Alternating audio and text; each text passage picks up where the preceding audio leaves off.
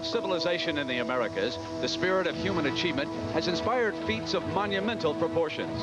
Like the ancient temples they built, the Incas, Aztecs, and Mayas embodied strength, discipline, and vision. And out of the ruins of this storied past lives a spirit that continues today in the Pan American Games.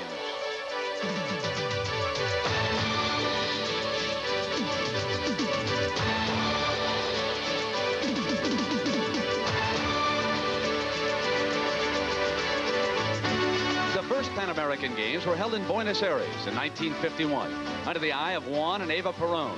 They were designed to foster friendship among the Americas, but rapidly became a battlefield for fierce athletic competition, introducing the world to future Olympians, among them Wilma Rudolph.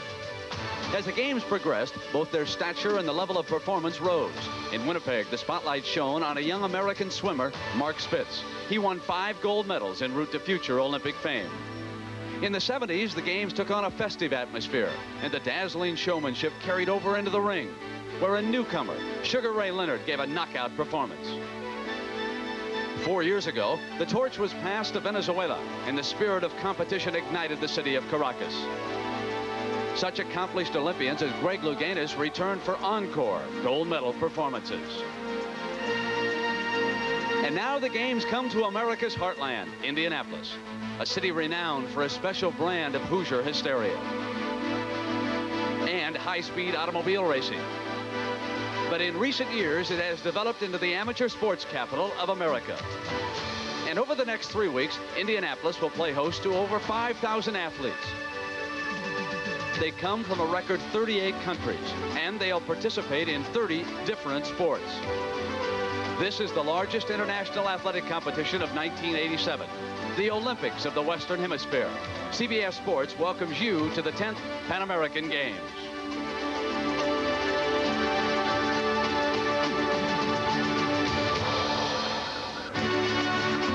Indianapolis, the capital of Indiana and center stage for the 10th Pan American Games.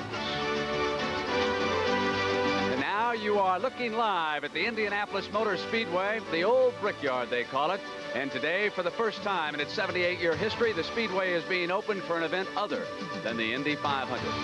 And today, some 80,000 folks will jam into this venerable track for the spectacular opening ceremony and to share in what may best be described as Panamania. Good afternoon, everybody. I'm Brent Musburger. Welcome to the start of our CBS Sports coverage of these, the 10th Pan American Games. Now, the highlight of today's opening ceremony is an extravaganza produced by Walt Disney World. It will be the largest outdoor live entertainment show ever staged in the United States.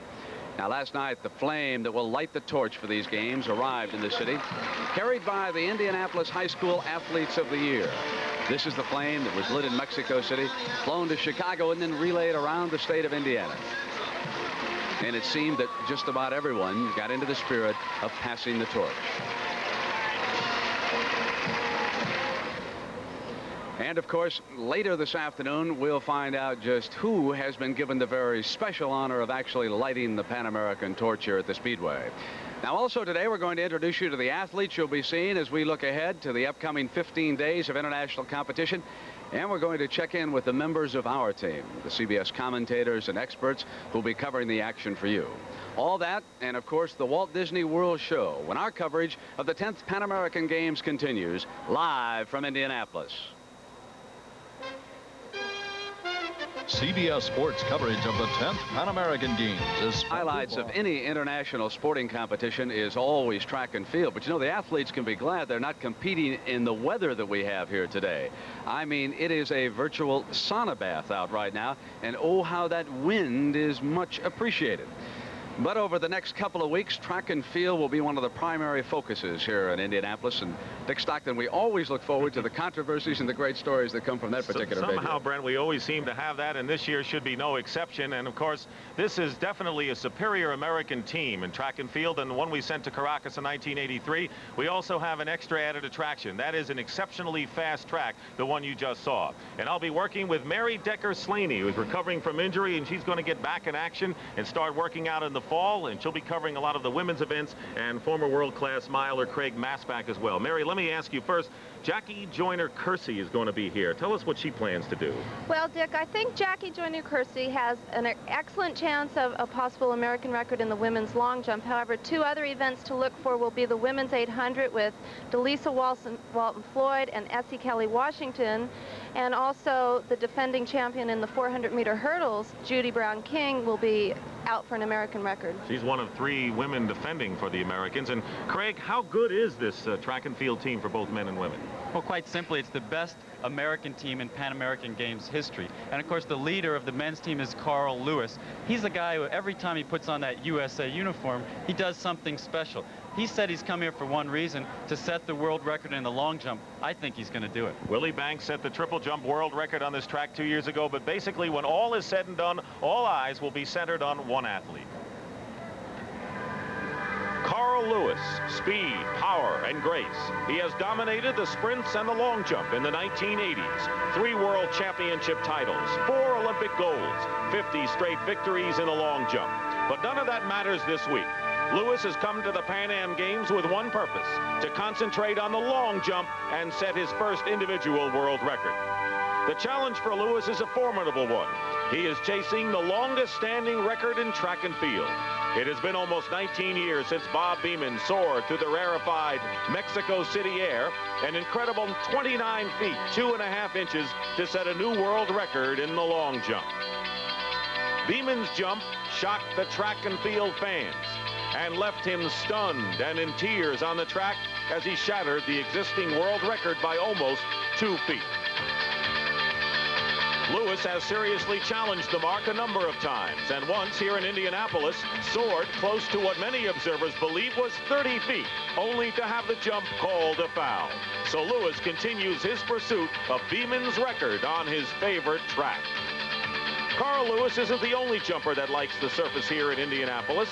2 years ago on the same track, Willie Banks soared 58 feet, 11.5 inches to set a new world record in the triple jump, breaking a mark that had stood for 10 years. Banks is back and hoping to take advantage of the fast runway and possibly break the 59-foot barrier. Jackie Joyner-Kersee arrives in Indianapolis having established herself as the finest all-round female athlete in track and field. Twice last year, she set world records in the multi-event heptathlon. She capped her record-breaking season by winning the Sullivan Award as the outstanding amateur athlete in the United States. Joyner-Kersee is also the American record holder in the long jump. She's competing in the Pan Am Games for the first time. Whenever you wear a USA uniform, you feel proud, for one, because it takes a lot of hard work to earn a uniform and to be able to wear it, and then to be able to stand on the victory stand and knowing that you're from America, it's just a good feeling, because not only are you happy, but the fans and your friends and the people behind you are happy for you.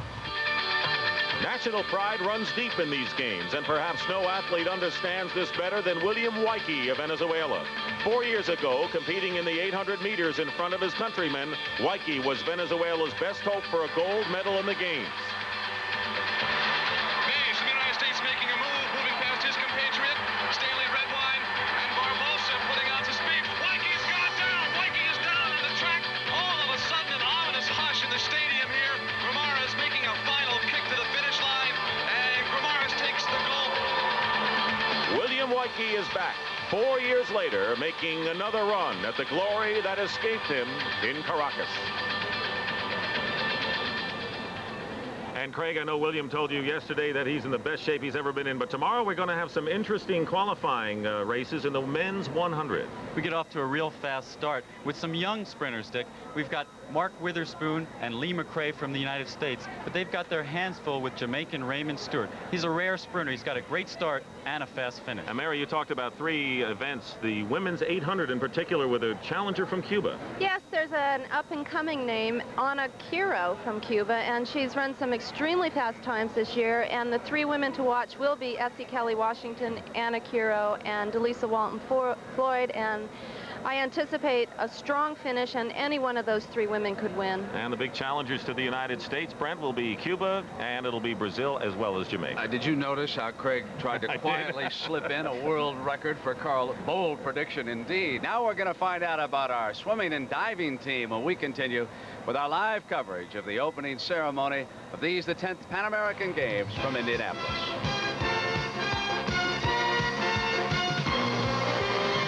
Well, now arriving here at the infield at the Indianapolis Motor Speedway is the Vice President of the United States, the Honorable George Bush, who will officially open these Pan American Games a little bit later.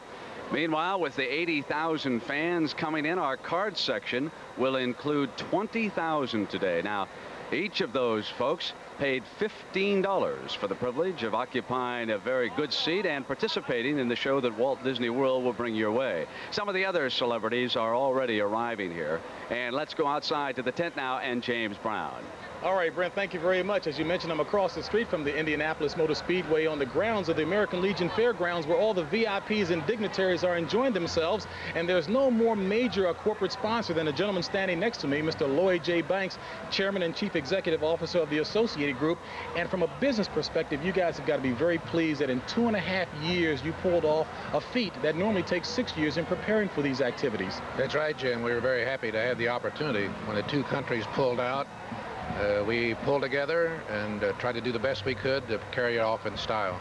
Many people consider Indianapolis to be the amateur sports capital of the world because of its impressive sports facilities, but the civic show of support in hosting these activities hasn't taken a back seat at all either. No, we're very proud of our people. When they called for some 35,000 volunteers at the beginning of the session, we came with 50,000 volunteering for all the activities. And certainly the business community will have a collective smile as well, because after the 3 weeks here, they're expecting to fatten their coffers by some $35 million. Now let's pass the ball back upstairs to Brent Musburger. All right, James, and the view from the Goodyear Blimp America of some of those impressive sports facilities that you mentioned. Close to the track and field is the Indiana University Natatorium, where we will have the swimming and diving competition. And Jim Nance, I guess that the controversy about that is whether or not we have our best athletes here at the Pan American Games. Well, they're still expecting, Brent, the Americans will have the biggest haul overall in the gold medal department here at the Pan American Games, but that is a controversy. You know, I'm delighted once again to be working with former gold medal winner Phil Boggs on diving and 4-time Olympic gold John Neighbor on swimming. John, what about that issue? Is this the U.S. swimming B team here? Well, you know, the athletes themselves don't consider themselves a B team, and to tell you the truth, neither do I. There are times at the selection meet we're very competitive with the squad that was selected to compete at the Pan Pacifics, and in fact that's this team's goal, to turn in times that are the best American performances this season. And I think with a combination of a few older veterans and a large number of young up-and-coming athletes full of eager enthusiasm, we're going to see those times and more than our share of gold medals. All right, John, in the diving department, all of the top Americans are here, and of course the name synonymous with diving right now is the great one, Greg Louganis. Jim, perhaps once in a lifetime does an athlete come along that elevates his sport to a new level. This performance is both on and off the field. Dr. J did it for basketball. I think Greg Louganis is that type of athlete with diving. All right, you know, he's really been on top for so long now that just about all the diving community can do is sit back and admire his talent and watch what he has achieved. As far as Greg's record's concerned, I think that he has done enough. Now, if he quit today, he would have the greatest record in the history of our sport, and it would take a long time for someone to equal it.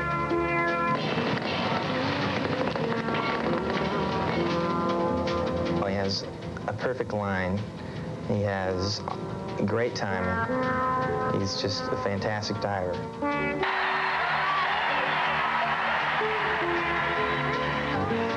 He's established, quite a reputation. He's a beautiful, graceful diver.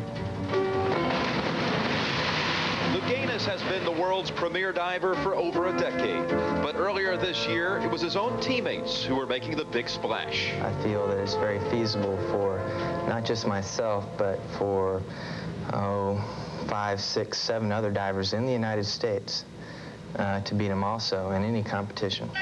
It happened in April at the U.S. Indoors. Louganis lost to Matt Scoggin on the platform and settled for 2 more surprising second-place finishes on the springboards.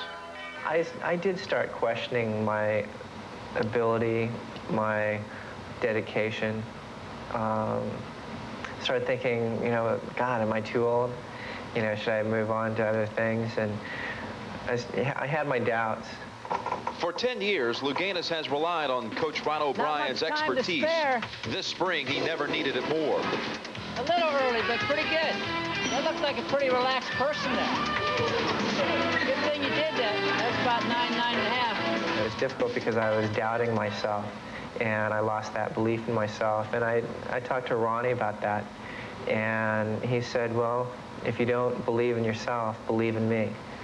He started to perk up, and he listened, and he started to build his confidence a little bit, and he got to the last dive in the preliminaries of the World Cup, and he needed a great dive to win again, and he did one, and I think that was the turning point for him.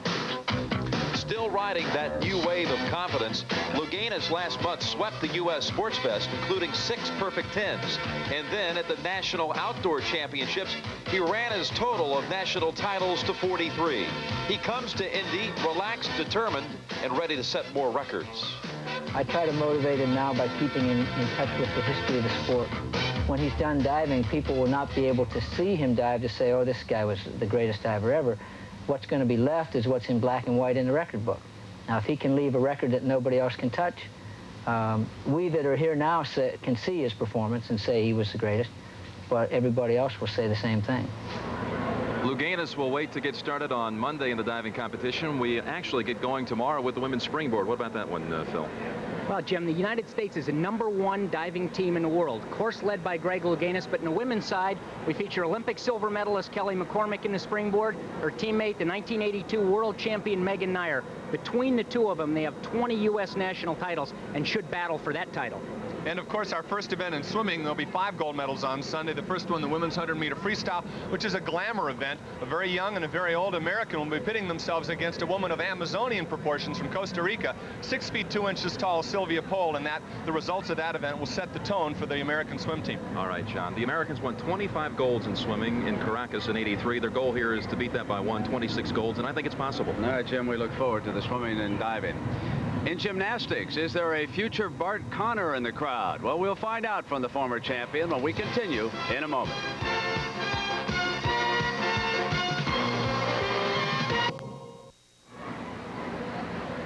The Hoosier Dome, which is familiar to fans of the NFL's Indianapolis Colts, and to show you just how popular gymnastics is in the Pan American competition, that will house the upcoming gymnastics venue. And Tim Brent, I guess it will come down to the big two, the United States and Cuba. Is that what you expect there? Absolutely, Brent. You know, they're both very talented teams, especially the Cubans. But we spoke to the U.S. head coach last night, A.B. Grossfeld, and he is very confident about these games. He feels good about his team.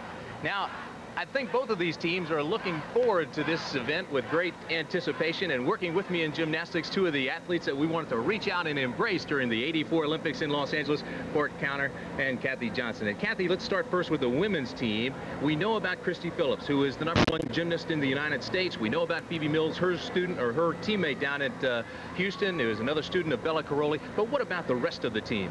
Well, this is a great opportunity for the United States to showcase their best gymnasts. In fact, they could very well dominate this competition. Of course, we have Christy Phillips, #1 ranked gymnast, but the Americans also have great depth. Sabrina Marr, top finisher at the World Championships 2 years ago. Hope Spivey, who is an extremely fiery competitor. And then there's Missy Marlowe, who many feel in this country could be one to beat. So all in all, we got some exciting gymnastics. I know you like Missy. Now, what about the men? 2 of your old teammates, gold medal winners out in Los Angeles, 2 old war horses in Scotty Johnson and Tim Daggett are back. But what about their depth? Do they have tournament depth? They really do. In fact, this is a very strong U.S. team. Scott Johnson, of course, and Tim Daggett will be leading the way, but there are 4 other very strong performers in Kevin Davis, Tom Schlesinger, Charles Lakes, and Brian Ginsberg. Now, the U.S. team will have to be consistent if it's going to compete against the very strong Cuban team, who's led by Casimiro Suarez, who won 6 golds in the last Pan American Games. In fact, was deemed the all-around athlete of the Games in Venezuela. All right, Bart. So these veterans have come to Indianapolis with a mission. They feel that, as a team, they have something to prove. 4 years ago in Caracas, the Cuban men continued their dominance of Pan American gymnastics, winning all 8 gold medals as they had done in San Juan in 1979. In Caracas, the Cubans were led by Casimiro Suarez. He collected 5 individual gold medals, as well as a team gold. And Not surprisingly, Suarez was named Athlete of the Games. The current Cuban team is certainly one of the best in the world, and once again enters the Pan American Games as the favorite. At age 24, Suarez is back, and he sees a much closer competition. Yes, I think so, because the U.S. team is better prepared now than in past years. In the Pan American Games of '83, the U.S. didn't compete with their best team. This time, the United States is sending its best team, like Scott Johnson, a member of the 1984 gold medal Olympic team and the 1987 U.S. all-around champion. For Johnson, the U.S.-Cuba gymnastics rivalry is for real. Going into the competition, I feel there's a pretty strong rivalry. The Cubans are coming here to compete in this meet to beat the United States. They beat us in the last World Championships in 1985, which were held in Montreal. They feel they can do it again. Well, we didn't do well in Montreal. They shouldn't have beat us in Montreal, and our goal is to beat them here. Brian Ginsberg is another top American hopeful, but he is coming back from an ankle injury. Earlier this year, Brian beat some of the top gymnasts in the world when he won the American Cup. It was his first major international victory. It took a while to sink in that I actually, won. I beat one of the top Soviets. I beat the top German, who was third in the world. It proved to myself that I can compete with the top gymnasts in the world. The U.S. women have dominated recent Pan Am competitions. In Caracas, the Americans captured 3 of the 6 gold medals, and the 1987 team, led by Christy Phillips, is even stronger. This Bella Caroli-trained 15-year-old has won back-to-back American Cup championships. Since the retirement of Mary Lou Retton, Christy has been touted as America's best. Hopefully we won't be surprised by anybody, and right now we are really confident about our team that we're putting up, and we're all just going to have to get out there and work as a team and just do the best that we can do for ourselves and for the team. 14-year-old Phoebe Mills is another American headliner. She, too, is in Houston, Texas, and trained by Bella Caroli. Mills has been working her way back from multiple fractures in her right heel. She hopes to be ready when the women's competition begins next week. Just going to try and gradually, work up to my full ability. It's getting a lot better now, and I'm not really quite sure what I'm going to do, but I'm just going to go out 100%. Kathy, I know you've been working on the Phoebe Mills story since we got here. How is her health? Can she compete? I just spoke to the United States team coach this morning, Greg Marsden, and he feels there's a 50-50 chance. She's not 100%, but she'll come on in and they'll make the final decision right before the competition. The women's team is not the only one with problems. The men's have some problems as well. They sure do. The strangest thing happened yesterday in the Pan American Village. Charles Lakes is climbing out of his second-story bunk bed, slips off a chair, and bruises his tailbone. So we saw him yesterday at practice on crutches, and they're going to need him if they expect to do well here. I don't know how that bodes for the men's team. Well, I hope it gets better than that. Bart, the waving of the American flags will be a lot different than when he won his gold down in Mexico City when a lot of the fans were anti-American. And we're going to continue with our coverage of the opening ceremony live from the Indianapolis Speedway right after these messages from your local stations.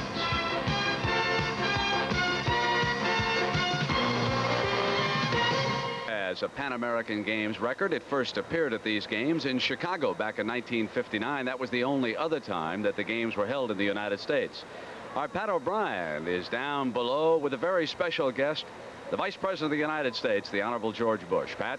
All right, Brent, thank you. And the Vice President has a couple of special guests as well. Would you like to introduce them, Mr. Vice President? Brian and Mike, 2 of the special athletes from the very special Olympics that were closed yesterday. It's Indiana's week for the greatest in sports. And we welcome them here. Let's talk about the Pan American Games, because with all the news in Central America and the Iran-Contra hearings, do these games take on even more special meaning now? Of course, I'm a great believer that sports can cut across all these political lines. Remember China's ping pong diplomacy? Right. Kids, that was sports that brought these countries together. So yeah, there's a lot of tension in Central America, but I welcome them all here, from systems that we agree with, systems we don't, because they'll see what our heartbeat really is in this country. And yeah, I think it does have a special meaning this time. They're going all out here in Indianapolis. The team from Cuba arrived with little or no problems. Is that a new relationship with Cuba that we have? No, I think we have Cuban people coming for various things, but I think it's good.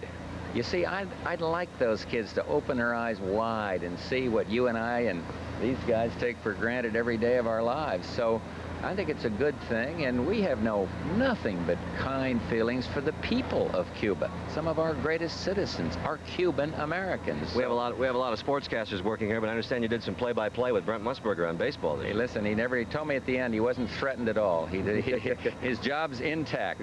Let's go back up to Brent. Thank you, Mr. Vice President. That's not true, Pat. He was excellent.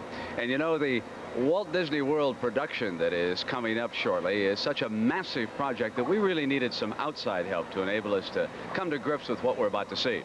So we called the CBS Golf Tour and asked if they could send over Bob Drum. And last week, the drummer took in the scene here as only he can. They told me to come out to the Speedway today. That's where the action is. I came prepared because I heard it was dangerous.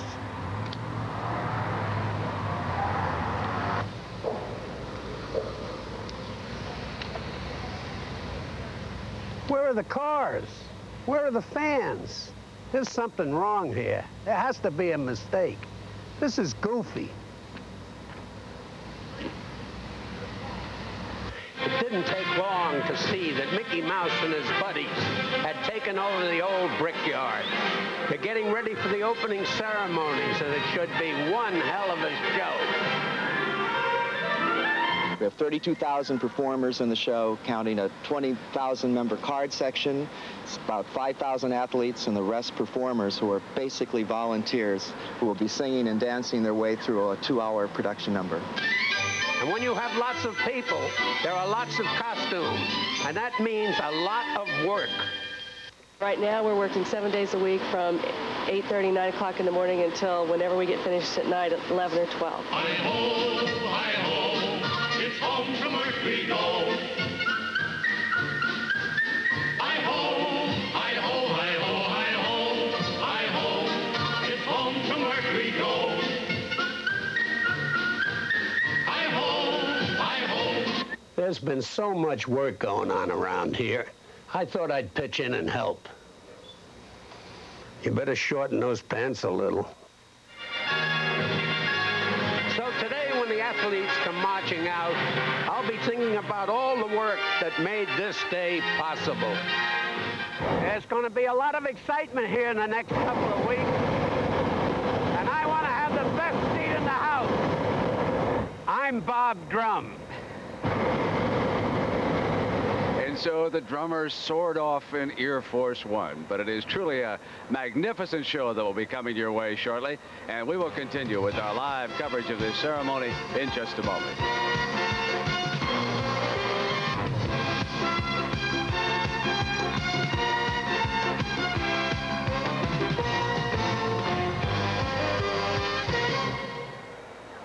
The Indianapolis Motor Speedway is the setting for the opening of the 10th Pan American Games in Indianapolis, and some of the 80,000 in attendance paid up to $100 for the privilege of watching the athletes march on here this afternoon. And you know, one of the major stories leading up to the games involved the participation of Cuba, which boycotted the '84 Olympics in Los Angeles. Now, after plenty of give and take, a deal was struck. Cuba would come here and take part, and in return it was rewarded with the 1991 games in Havana. And for all the fuss, the Cuban team arrival went off without a hitch. One of the first people off the plane was Alberto Juan Torreno, the retired Pan Am and Olympic star. He will serve as an advisor. Now, security was tight, and the team received the same treatment as any other nation's squad because it has a direct flight. Everyone had to clear customs in Indianapolis. From there, it was a trip across town to the Pan Am Credential Center so that they could gain access to the village. Throughout the process, the Cubans seemed completely at ease, and once the paperwork was out of the way, they were welcomed with the official village ceremony that included the playing of the Cuban national anthem. And Tim Ryan and Gil Clancy, one of the great confrontations between the U.S. and Cuba is always at the boxing venue. Yes, I think like many of the other sports, it'll probably come down to the U.S. and Cuba in the battle for the golds and the other medals available. And Gil Clancy, I think we'll have some familiar faces from our coverage back in Caracas 1983. The Cubans have returned here with 4 of their gold medal winners. Yes, Tim, and 2 of the best are Candelaria Duvergel, who won the 139-pound class in 1983. We compared him with Tommy Hearns then, Tim. We thought he could turn pro and do excellent as a pro. He's still fighting as an amateur. Now, if our guy draws him, he's a kid by the name of Todd Foster, 19 years of age, in his first Pan Am Games. But he can fight. Don't make any mistake about it. All right, well, of course, there are other competitors here who will be taking on the American team. Some good ones from Venezuela, the 112-pound gold medalist from 1983 from Puerto Rico, Rafael Ramos, and, of course, a strong Canadian contingent as well. But we were in Colorado Springs last weekend for the Pan American box-off, and we were impressed not only with the talent of the American team, but also with their attitude. You got people cheering you on, USA, USA, USA, and if that doesn't send chills up and down your spine, something's got to be wrong with you. Pan Am's is on our turf, so, you know, they got to come over here and they got to fight, because I'm going to be ready. I want that Cuban. He's ranked #1, so that's my spot now. If I can get a hold of him and the rest of them guys, they will know there's a light heavyweight from the USA that don't believe in losing. He believes in winning and kicking butt. The Pan American Games not only arouse passion, but they produce new stars. Remember the right, the tight hand, a right hand, a twisting right hand over the top with a short left jab coming out of it. In Caracas in 1983, Gil and I watched Paul Gonzalez become the star of the U.S. team. But this year's squad looks better balanced. Yes, Tim, and Todd Foster typically represents that balance. He punches for 3 minutes of every round. I think it's going to take a knockout to beat him. Andrew Maynard is an exciting fighter who probably has the best style for the pros, but he'll have to fight like an amateur here. Tim, he reminds me a lot of Evander Holyfield, but he does depend on that big punch, and that's not always the way to win in the amateurs. KELCIE Banks became the Pan American featherweight representative by winning the Olympic Sports Festival in Raleigh. Tim, he is a smooth boxing southpaw. He can punch with either hand. And he fancies himself as another Sugar Ray Leonard. He started boxing at the age of 8 in Gulfport, Mississippi, and is now the reigning world amateur champion. He has the desire. He has the ambition. He's a flashy fighter. He's a sort of Sugar Ray Leonard type fighter. Very flashy, has all the right moves, is a beautiful boxer. Nearby in another Gulf town, Michael Collins became an outstanding bantamweight. Tim, he is a very, very solid southpaw fighter. All the fundamentals are perfect. Tough man to beat.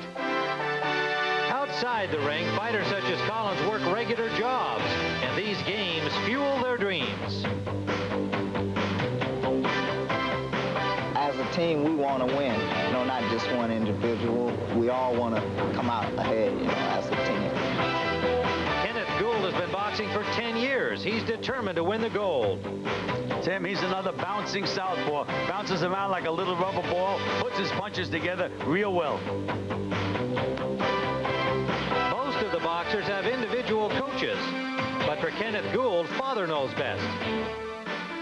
As far as the workout, as far as eating right and sleeping and getting, you know, just staying in tip-top condition, that's the advantage I got over as having him as a coach, and plus my father. Michael Bent already has Mike Tyson's heavyweight crown on his mind. Bent's father won more than $2 million in the New York State Lottery. Mike hopes to strike gold in Indianapolis. I want this one bad. Prove to myself that I can get up on that middle podium and get those roses and get that gold medal around my neck. Well, Gil and I are looking forward to this coverage of the boxing, Brent, because I think the competition is going to be fierce, and mainly because this American team, not only talented, but really a nice bunch of kids. It'll be fun to be around in the next couple of weeks. It'll be great competition. The Cubans in boxing, they ducked us in basketball, but their baseball team will be here, and we'll take a look at that story when we continue live from the Indianapolis Speedway in just a moment.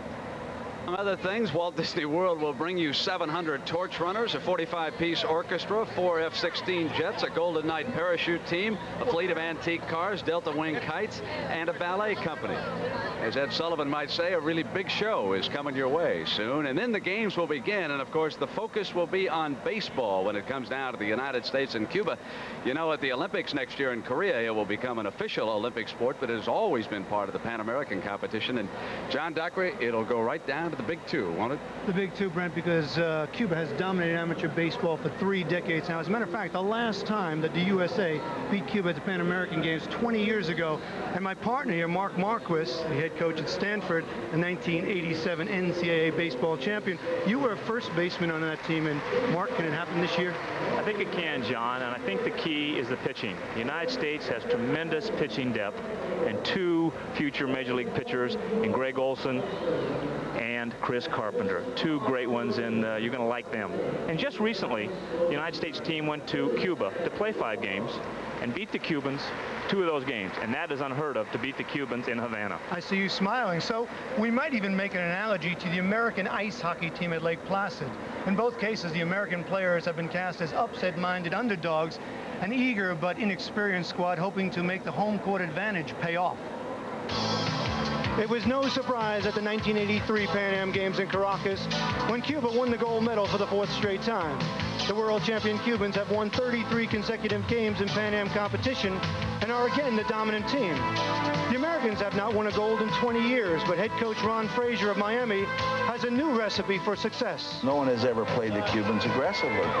Everybody is laid back and they sort of just disintegrate. And they play station-to-station baseball with these guys. They'll kill you. And so we have tried to hit and run and hit. We tried to run the bases, try to force them to make mistakes or to play a game that no one's ever played against them. Team USA has a new philosophy under Coach Frazier, and no one typifies this new brand of pressure baseball more than center fielder Don Guillat, who leads the team in stolen bases, and who this past season at Pan American University in Texas set the NCAA single-season stolen base mark with 107. He's the catalyst behind Frazier's new offense and looks for a strong performance here to propel himself into a professional career. Another name to look for is courageous Jim Abbott, a left-handed pitcher from Michigan. Jim was born with no right hand, but is still a starting pitcher and an inspiration to his teammates. It's not a handicap, you know. I've grown up, you know, ever since I was born, you know, learning to do things with one hand the way everybody else learned to do things with 2, and it was very easy for me and very natural. Tomorrow's starting pitcher against Canada is Greg Olson, who's looking ahead to a Cuban confrontation.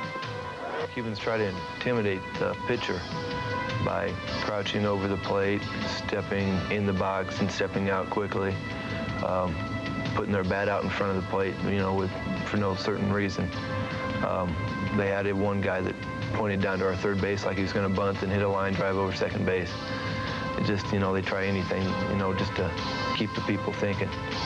The Cubans will also not be intimidated, as the Dominican Republic found out in the last Pan Am Games. After being hit 3 times in the same inning, the Cuban team responded in the same fashion as this year's Major League Bean Brawls. The Americans and the Cubans are on a collision course for the gold. Nobody's going to intimidate me. You know, my job is to go out there and intimidate. I think we've lost a little respect internationally because we haven't done as well as we could have.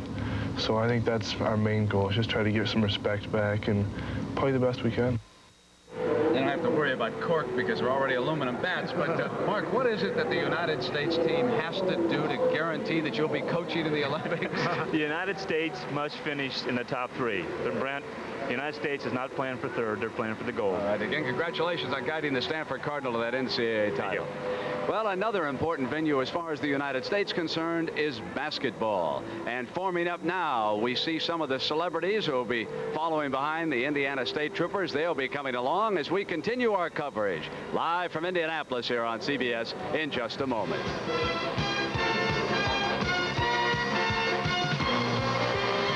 Here is the chairman of these 10th Pan American Games, Ted Bone, who has done a magnificent job of getting this city ready. The only problem they had, more athletes and coaches showed up than expected, so they had a shortage of about 500 beds, and one of Ted's co-workers just whipped out his MasterCard and said, charge it. He'll turn in an expense account, folks. Now, the United States basketball team, Vern Lundquist. Boy, would I like to have all these athletes about 10 years from now in the NBA playing for me. Yeah, I think if you were an NBA coach, that'd be a great idea for job security. It really would, Brett. I'll be working with Billy Packer. And Billy, in your mind, is there any team that can pose a threat to the U.S.? Well, I've only seen a couple practice, but in all reality, Vern, this is a very, very strong team. As a matter of fact, I think the contingency that we have here is as strong as the club we had that won the Pan Am Gold the last time and the Olympic Games in L.A. It's a very strong team. Well, for any team to contest the United States, they're going to have to go through the middle and neutralize David Robinson. And right now, this fledgling ensign is the perfect portrait of success. As the U.S. basketball team was pieced together, 11 positions were available. One was a lock. Navy's David Robinson, college basketball's Player of the Year. A relative unknown until his sophomore season, Robinson could have enhanced his basketball future by transferring to a more traditional college power. But instead, Ensign Robinson decided to remain at Annapolis. I'll be 7'1" my whole life unless something drastic happens. I was comfortable, and I was happy with my surroundings. So, you know, to go ahead and change that, to me, would have been too much of a risk. Robinson became the top prize in the NBA draft lottery in spite of a 2-year naval commitment. But that didn't discourage the city of San Antonio, who desperately needed a franchise player. The San Antonio Spurs select David Robinson from Navy. Unfazed by his selection, Robinson's pro basketball plans remain unknown. Now that San Antonio's gotten the pick, you know, I think it's important for me to at least, you know, give him a chance and look at him. When you get a player that's a possible franchise builder or, you know, a center to latch on to, he's a shot blocker, a runner, you can spend the time waiting for him. If, in fact, he only has a year, we need to get it done. If I even sat out for 2 years and didn't play at all, I could still come and help some team, and then eventually I get back into my basketball shape. Robinson's status is certainly unique. Choosing not to sign with San Antonio, he would return to next year's NBA draft. Remaining unsigned would make him a complete free agent at the time of his discharge, allowing him to negotiate with the team of his choice. If I went by my childhood team, I'd say Philadelphia 76ers. If I went by the team that's winning now, I'd say the Lakers or the Celtics. He's got a lot to learn, but not that much. I mean, he's very good. The terror that he will create on defense is what's so tantalizing about the whole situation, because he can block shots. He runs the court. He's very intelligent, so he would fit in very well with us. I watch myself on films even to this day, and I don't think I'm that interesting or that good. I mean, I don't see how people can sit there and watch me play and then say, oh, he's great, he's great. Amidst a whirlwind of recognition and adulation from basketball experts, the media, and his collegiate peers, Ensign Robinson has retained perspective. I was always thought to be modest and kind of unassuming. And now that, you know, other people notice I can play basketball or whatever, you know, and to me that shouldn't change. When I first met David, when he walked in, he and I signed up for rooms. The first thing I thought, man, I have to keep my room clean.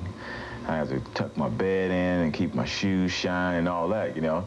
And I thought, there's no way I'm going to be able to live with this guy because I'm a mess. And what do you know, our room is a mess today.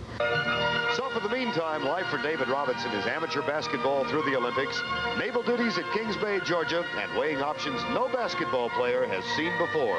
My worst problem is when I'm going to go buy sour cream Doritos or regular taco flavored Doritos, you know, so I can't complain about anything.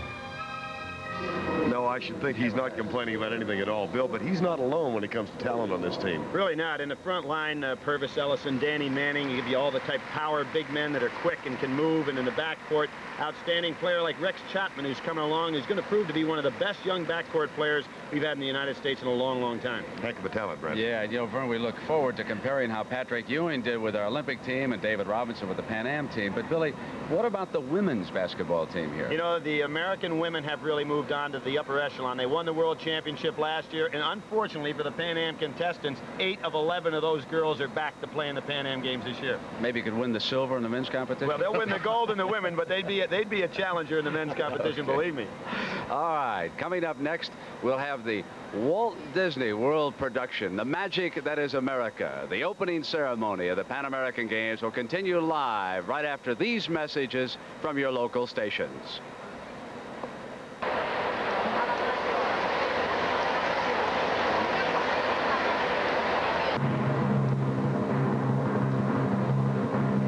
Ladies and gentlemen, the entire cast of Walt Disney World, the producers of today's ceremony, welcome you to Indianapolis and the Indianapolis Indianapolis Motor Speedway for the opening ceremony of the 10th Pan American Games. Please welcome the official mascot to the games, Amigo, and Walt Disney's Mickey Mouse.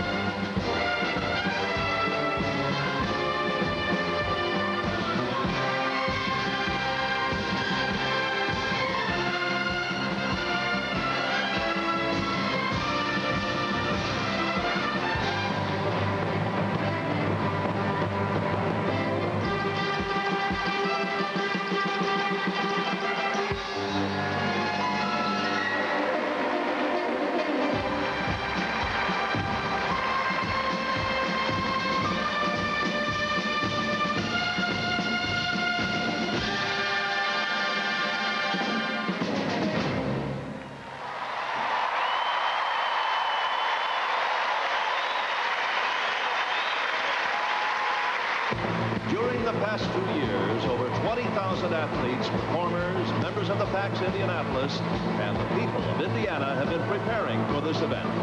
And now, on this 8th day of August 1987, Walt Disney World presents a special salute to all of those who have been getting ready for you.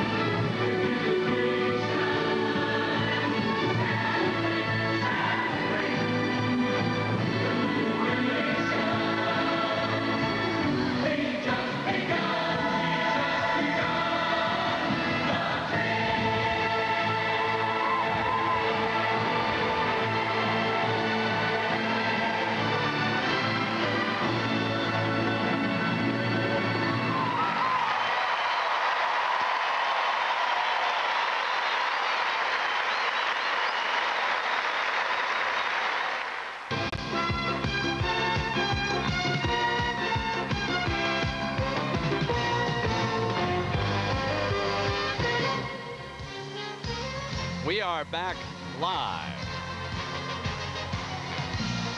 at the Indianapolis Motor Speedway with the coverage of the opening ceremony of the 10th Pan American Games. And the extravaganza is underway, and I suspect that the pilot of our Goodyear blimp, Captain Don McDuff out of Texas, probably thought he was under attack there for a short time. And to give you an idea, if we took all the performers who are participating in this Walt Disney World show, they would wrap around this 2.5-mile track 7 times. And we really must say something about the volunteers who are out there today, folks who have given a lot of time to prepare for it.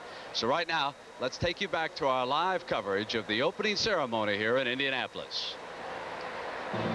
From the East Coast to the West Coast, from the North to the South, to the crossroads of America, PAX Indianapolis and Walt Disney World welcome the athletes from 38 countries to Indianapolis to celebrate the magic that is America.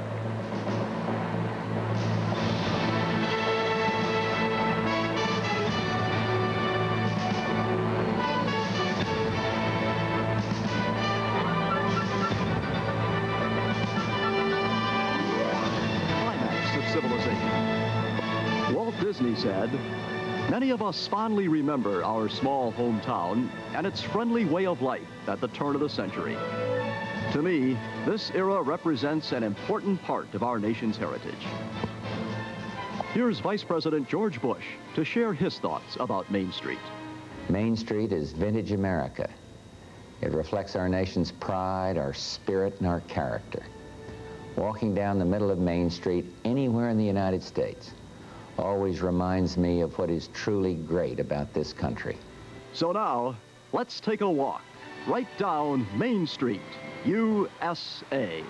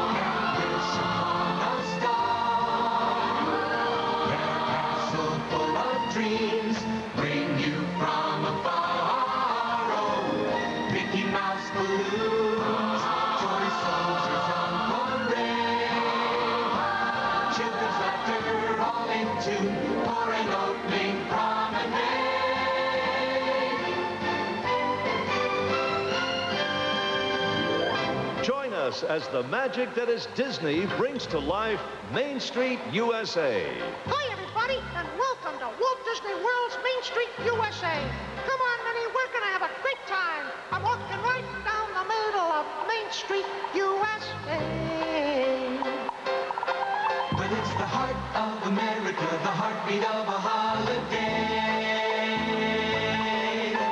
The place was made with a magical plan. And just around the corner is a fantasy land. I'm walking right down the middle of Main Street, USA. I hear the music playing from the big bright marching band. I feel the whole place swaying with the people from across the land. You see the greatest smiling faces up and down the street. It's remarkable how friendly all the people can be. I'm walking right down the middle of Main Street, USA. Tell your mother she's not to worry, 'cause no one's rushing, there's no big hurry. You're never alone or left out in the cold. There's always someone there to keep you up. I'm walking right down the middle of Main Street, USA. I know it's no illusion, it's a dream that's here to stay.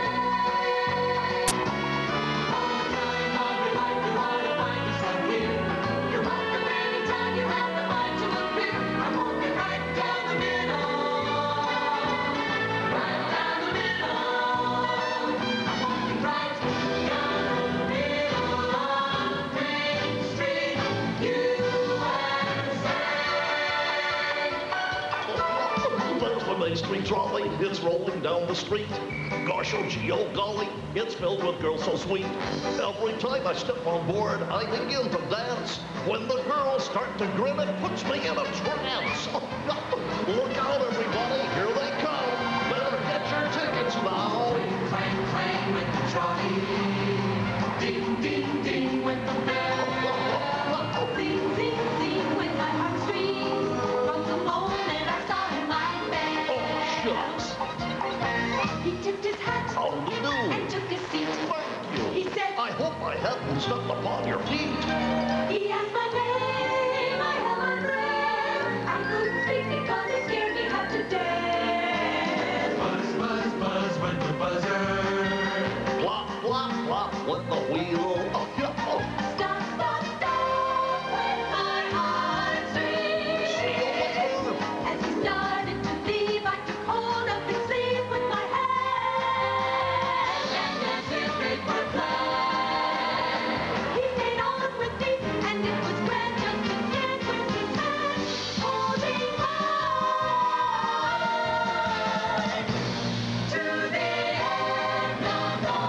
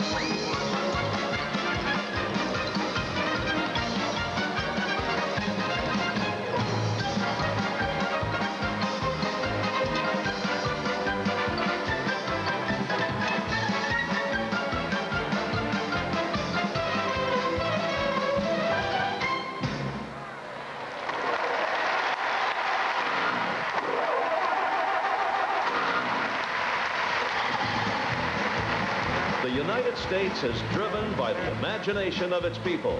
Why, at the turn of the century, it was our ingenuity that created the incentives that turned the wheels of progress, filling our streets with toots, bangs, and whistles. Chitty bang bang, chitty chitty bang bang, chitty bang bang, chitty chitty bang bang, chitty bang bang, chitty chitty bang bang. Oh, you pretty chitty bang bang, chitty chitty bang bang, we love you. And our pretty chitty bang bang, chitty chitty bang bang, loves us too. High, low, anywhere we go on chitty chitty we can. Bang bang, chitty chitty bang bang, our fine for bang and brand. Bang bang, chitty chitty bang bang, our fine for bang and brand. Chitty bang bang, chitty chitty bang bang, chitty chitty bang bang bang. Here's untitled fuel burning order, call a fantastic oracle machine. It's more than spectacular to use the vernacular. It's whizzing, it's smashing, it's key. Oh, chitty, chitty, chitty, chitty, bang, bang, chitty, chitty, bang, bang, we love you. And chitty, chitty, chitty, chitty, bang, bang, chitty, chitty, bang, bang, what you do? Here's the box of the intermotor car, or what I think I'm the stand. Bang, bang, chitty, chitty, bang, bang, I'll find for bang, bang, bang, bang, bang, chitty, chitty, bang, bang, I'll find for bang, bang, bang, find for bang, chitty, chitty, bang.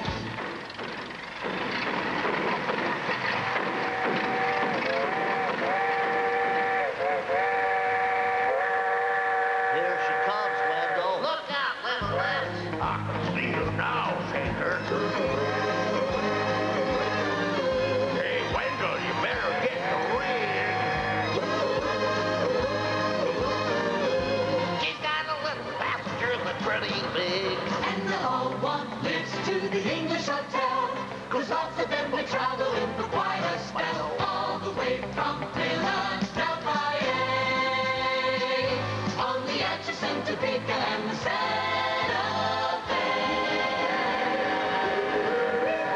Atchison, Topeka, and the Santa Fe. Atchison, Topeka, and the Santa Fe.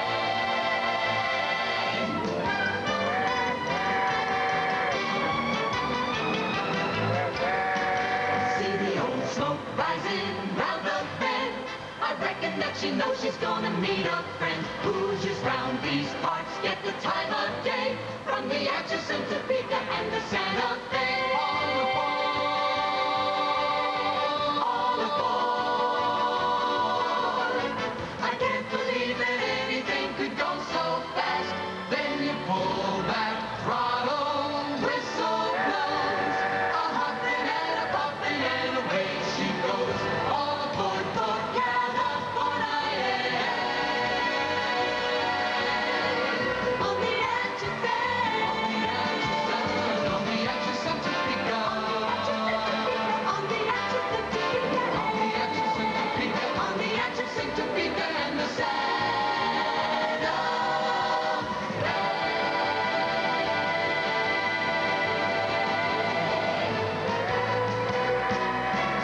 For the time of your life, you ought to find yourself here. You're welcome anytime you have the mind to appear. I'm walking right down the middle, right down the middle. I'm walking right down the middle of Main Street, USA.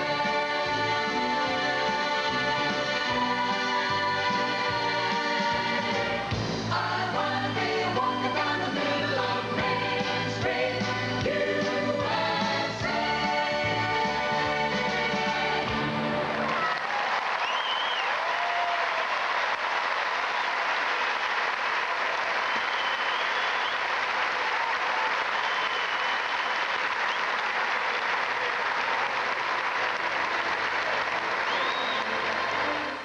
Well, when the Walt Disney folks originally surveyed the Hoosier Dome and the American Legion Mall, then they came to the Speedway and they flipped out. They have called this their biggest challenge ever, including Olympics and Super Bowls. Let's go back now to the extravaganza.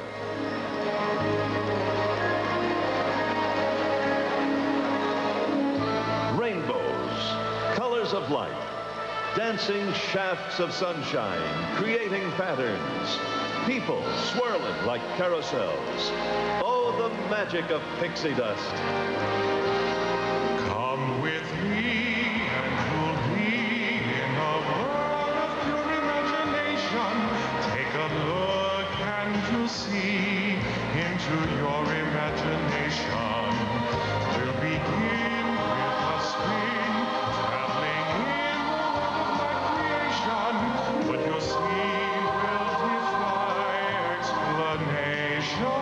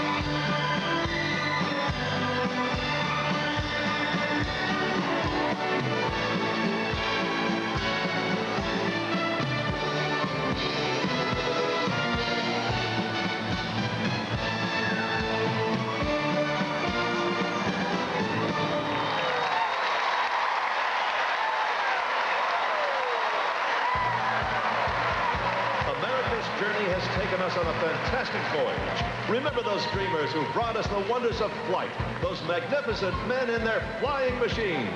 Hey, Chick, do you see any planes? Do I see any what? Any airplanes. Airplanes? Yes, do you see any airplanes? No, do you? Yes, they're right behind you. Look out, Paul. You're just kidding me, Dale. No, I'm not. You're right. Here they come.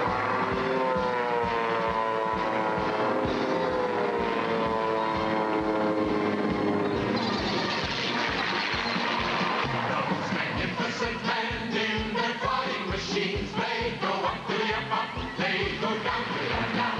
They enchant all the ladies and steal the scene with their up to the up and their down to the down.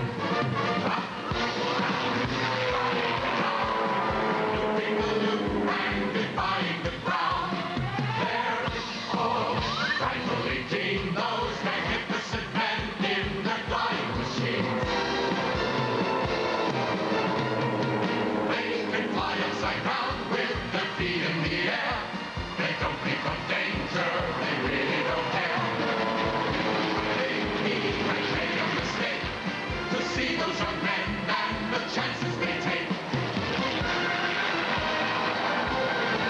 Those magnificent men in their flying machines, they go up to the up, they go down to the down. They enchant all the ladies and steal the scene with their up to the up and their down to the down. Looping the loop and defying the ground. They're rightfully deemed those magnificent men in their flying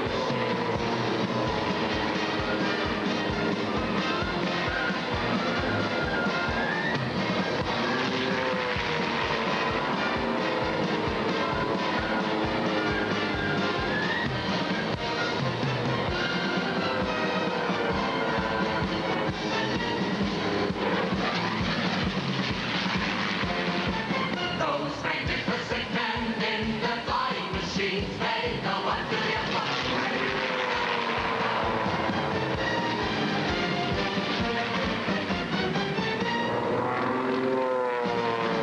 Those magnificent men in their flying machines.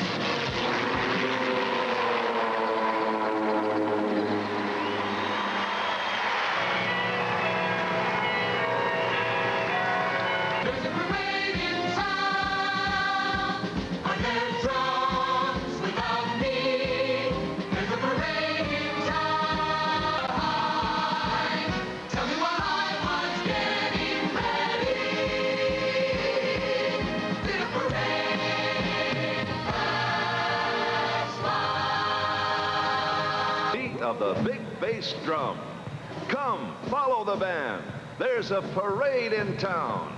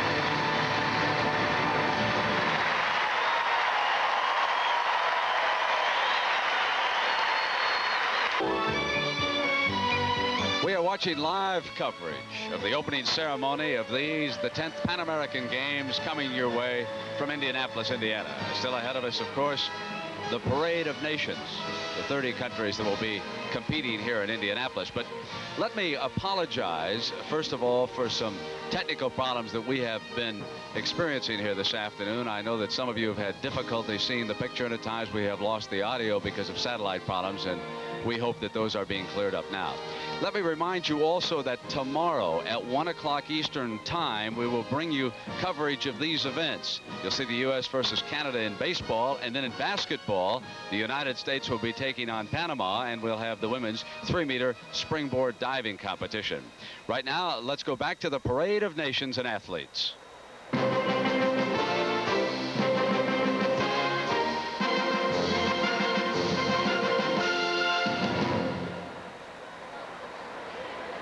Ladies and gentlemen, please welcome the athletes from the 38 countries in the 10th Pan American Games.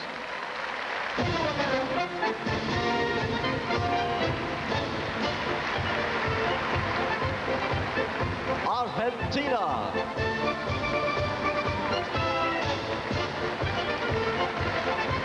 American Games.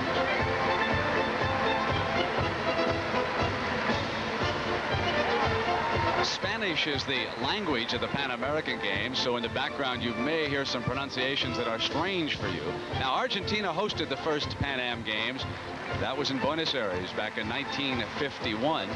They won 68 gold medals, but 4 years ago, this contingent could capture only 2. They have 377 athletes here this afternoon.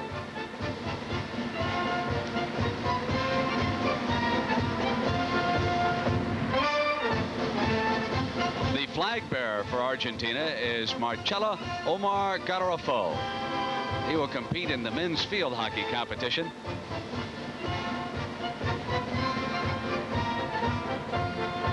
This country is so well known for its soccer prowess.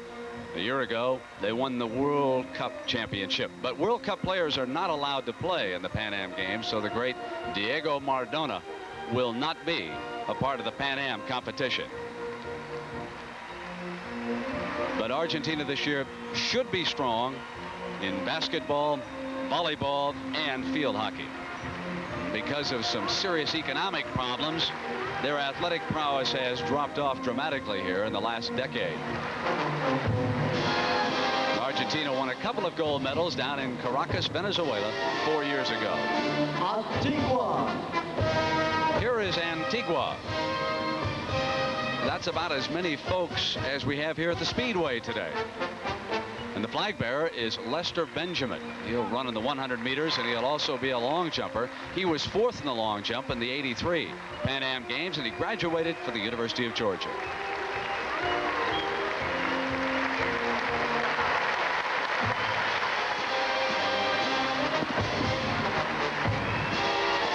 Antigua's national sport is cricket, but that's not one of our 38 events here at the Pan Am Games, and that's too bad for their athletes. Antillas Holandesas. Now that is the Netherlands Antilles.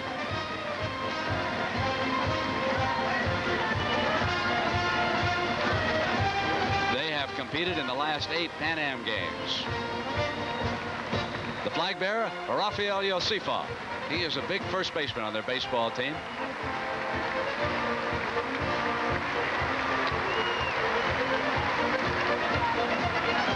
They have 92 athletes competing in the games. One of their islands is so familiar to folks who love to scuba dive from the United States. I know many of you have been down and vacationed in Bonaire. It is called the Netherlands Antilles, but they've been independent since 1979. Now it's Aruba. That is the newest, or the 38th country competing in the Pan Am Games. That's why we call this the largest ever. That's Rodney Lopez, another first baseman of the baseball team. He's their flag bearer. This country was formerly a part of the Netherlands Antilles.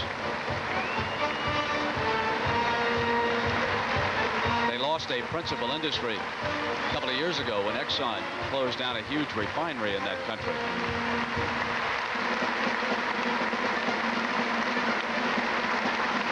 That baseball team that will compete here is the first one that they have had separate from the Netherlands Antilles team.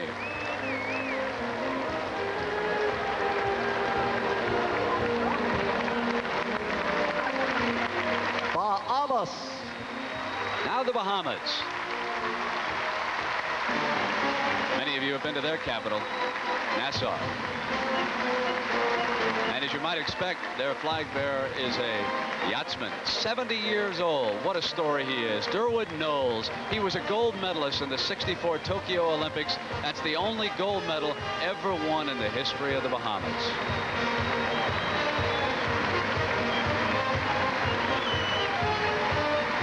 That's another haven for tourists, and not to mention some of the tax-free banking that goes on down there, too. You might recall that one of their most famous athletes is now in the NBA. Michael Thompson of the Los Angeles Lakers. He contributed hugely to their championship. Here's Barbados. The flag bearer is Ralston Nichols. He's a goalkeeper on their field hockey team.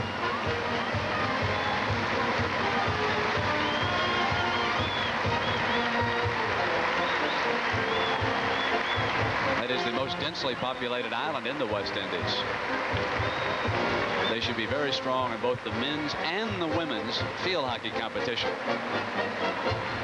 We'll continue with the parade of athletes here at the opening ceremony of the 10th Pan American Games right after these messages from your local stations. CBS Sports coverage of the 10th Pan American Games is sponsored by Delta Faucet, designs that last. The Coca-Cola Company and your local Coca-Cola bottler. Quaker State Motor Oil. When car-carrying people reach for the best, they reach for Quaker State Motor Oil. And by your local GMC truck dealer.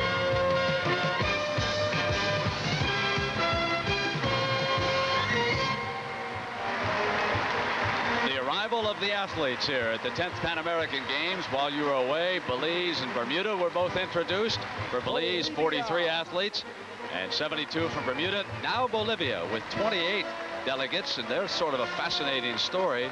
There is a race walker, Zenon Quispe. He is carrying their flag. They were the last delegation to arrive here in Indianapolis, 5:30 this morning. Bolivia is the poorest country in South America. They have a per capita income of about $400 annually. And they are unlikely to win a medal at these games, too. But they come full of spirit. Brazil. Now Brazil with 410 athletes. Ronaldo Carvalho, a rower. 27 years old and a gold medalist in Venezuela in '83.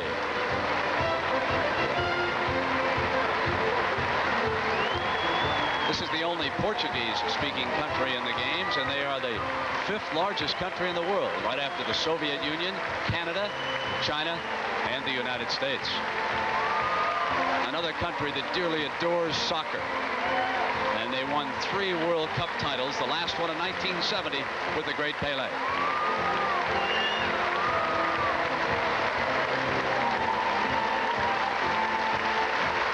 Great athletes in these games. Joaquim Cruz in the 800 meters and Ricardo Prado, who is a swimmer and an SMU graduate who will be competing in 5 events.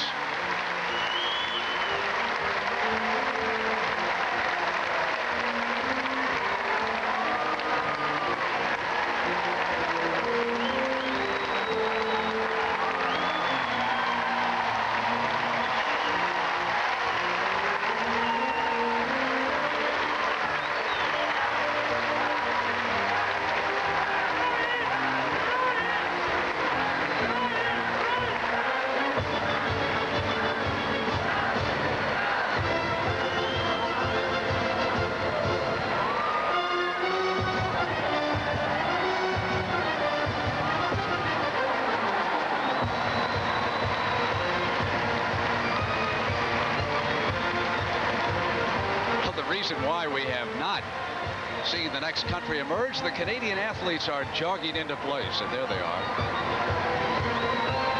631 of them hurrying in behind their standard bearer.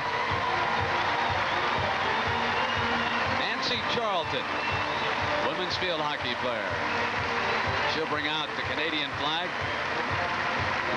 That country, of course, will host the '88 Winter Olympics in Calgary. And 90% of the population, or 20 million people in Canada, live within 100 miles of the U.S. border. And their Canadian baseball team will take on the United States, the opening baseball game tomorrow. Their basketball coach is Jack Donahue. He coached the legendary Kareem Abdul-Jabbar at Power Memorial High School in New York in the 1960s. And again, they will contend for a medal in basketball. Incidentally, their baseball team defeated the United States in one of the pregame competitions, and we will feature some of that coverage tomorrow for you at 1 Eastern Time.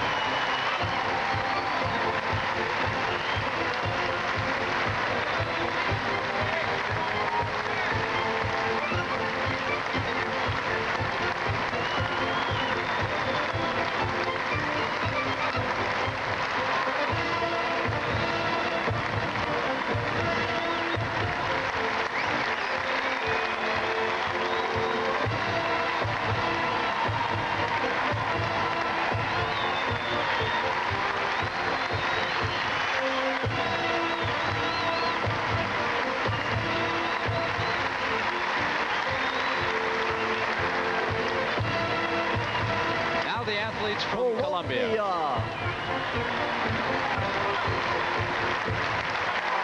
And their flag bearer is Bernardo Tovar. He was their national champion in '87. He's 35 years old, from the city of Medellin.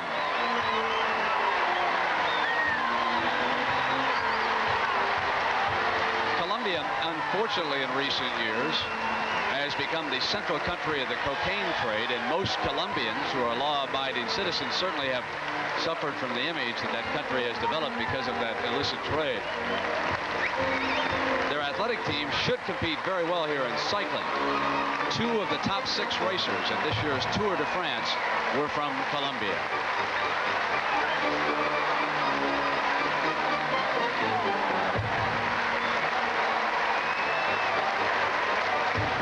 So we will continue with our coverage as the 30 nations competing in these, the 10th Pan American Games, make their way onto the Indianapolis Motor Speedway here in Indianapolis, and we'll be back in just a moment. And won't it be interesting now to hear the reception that Cuba receives here in Indianapolis. Cuba!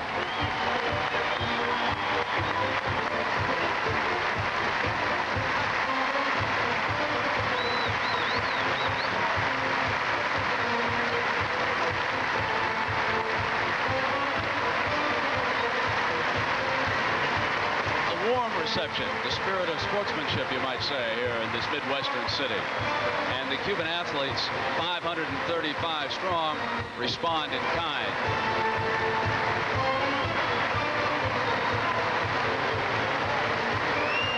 There's Alberto Juan Terrena, their great double gold medalist in track and field, 400 and 800 meters.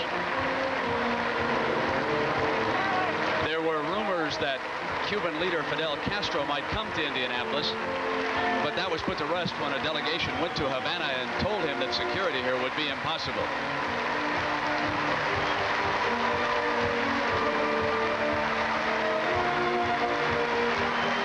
And so much of the competition here in Indianapolis will break down to a dual meet, if you will. The Cuban athletes versus those from the United States.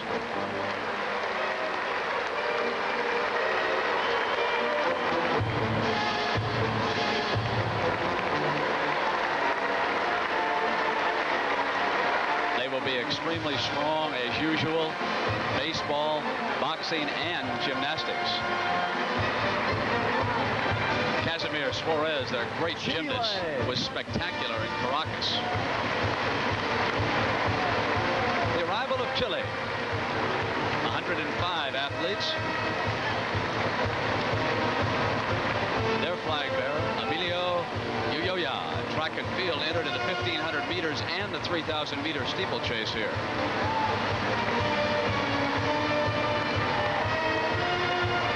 This country has a chance for a medal in soccer. They were second in the South American Championships in Argentina in July. And they also have a fine shot putter, Kurt Vale.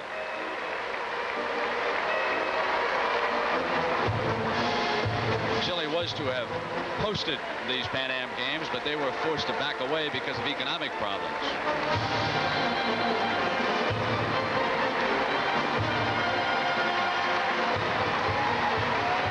Ecuador.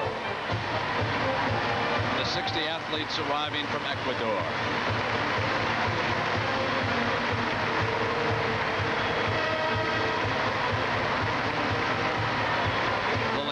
Compete in the 100, 200 meters and the 400 meter hurdles.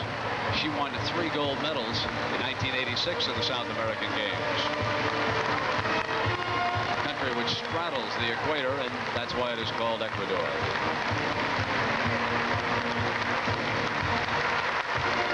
A leading medal hopeful from Ecuador is Rolando Vera, who runs the 1,000 meters. He occasionally trains in Boulder, Colorado. That is a center for international distance runners.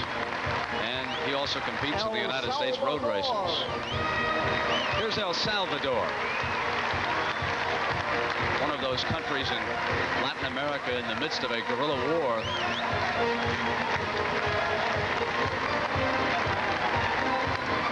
Vargas is a judo expert.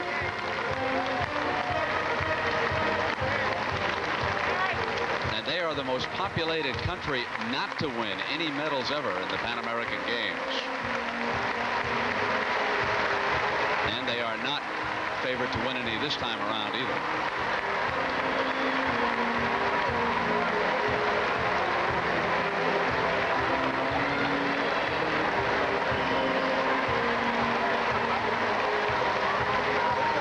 Granada. Well, the American Marines certainly put this country on the map. 1983, when they put down some unrest. Bernard Wilson is the captain of their boxing team. He was a silver medalist in the Central American Boxing Championships in '85, and he competed in the Los Angeles Olympics in '84.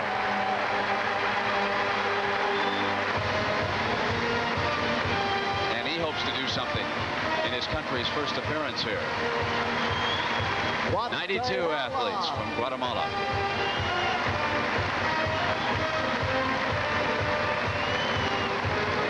Blanca is a swimmer.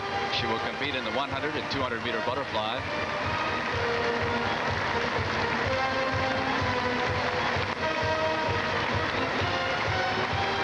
There was an extremely important peace conference which was held in Guatemala City yesterday.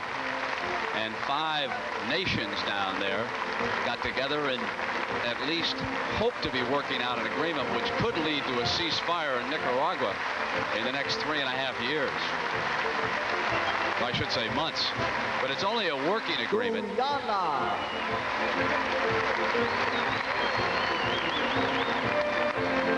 with 17 athletes. Ferdinand Clark is a track and field runner, 800 meters. He's a sergeant in the Guyana Defense Force. The most famous athlete to come from that country is probably James Gilkes, the gold medalist in the 200 meters in the 75 Pan American Games.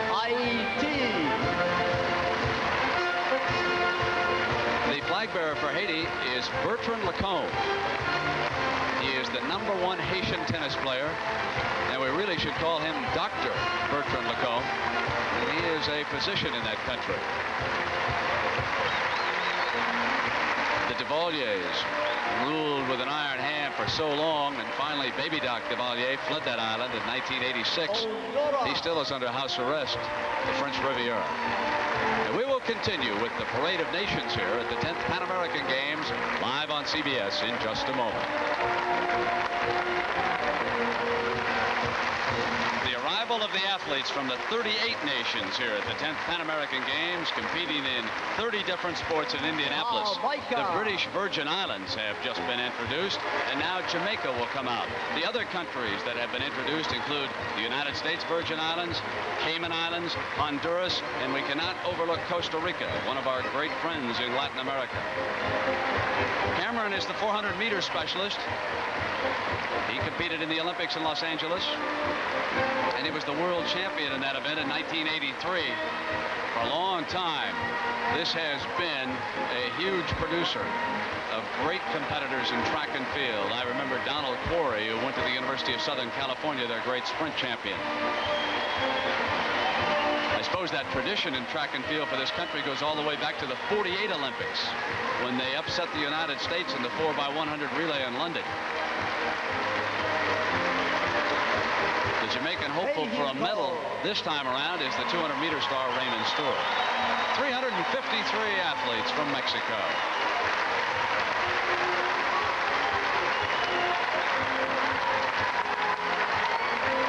Mina is the great springboard diver, 19 years old. He's a world champion in that event.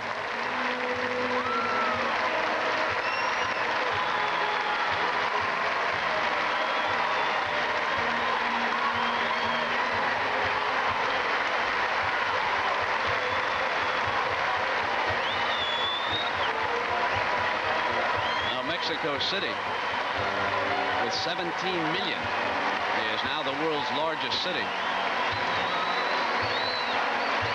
And they should be very strong in race walking, track and field.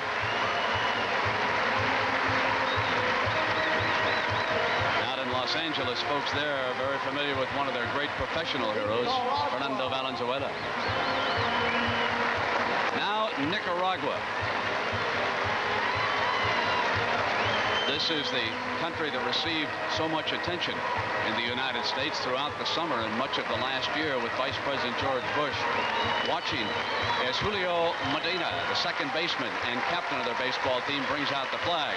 Now, the Sandinista government has put a lot of pressure on this baseball team to win a medal and give the population back home something to cheer about.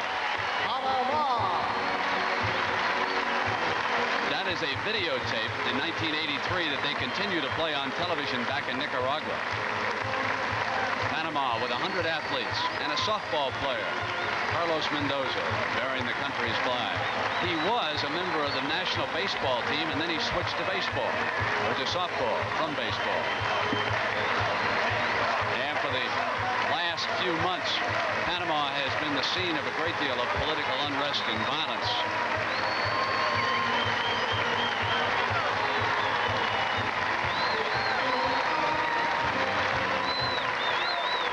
Country will open the games against the United States in basketball tomorrow.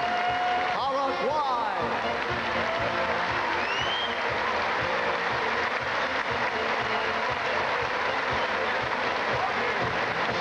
Now that is a change in their flag bearer. Francisco Figueiredo is a swimmer, and he will bring the flag out for Paraguay. Peru. This is a country that has never won a Pan Am medal.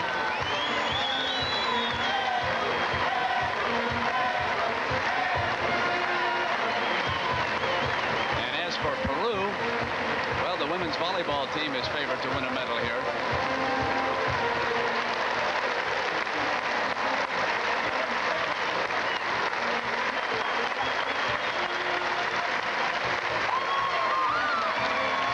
Puerto Rico.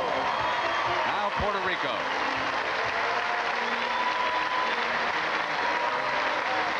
Jose Ortiz, who played college basketball at Oregon State, will bring out his country's flag.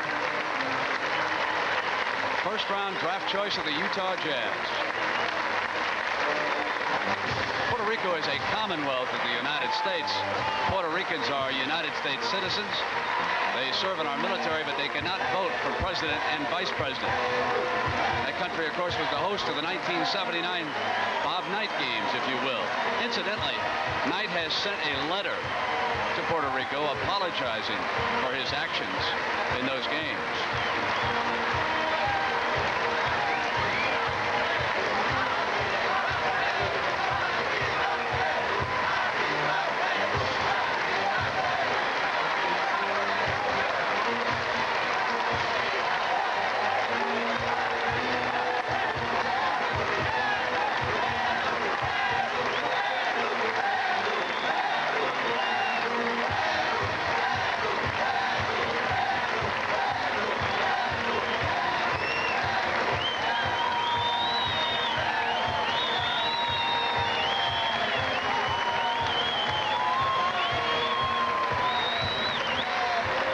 República Dominicana.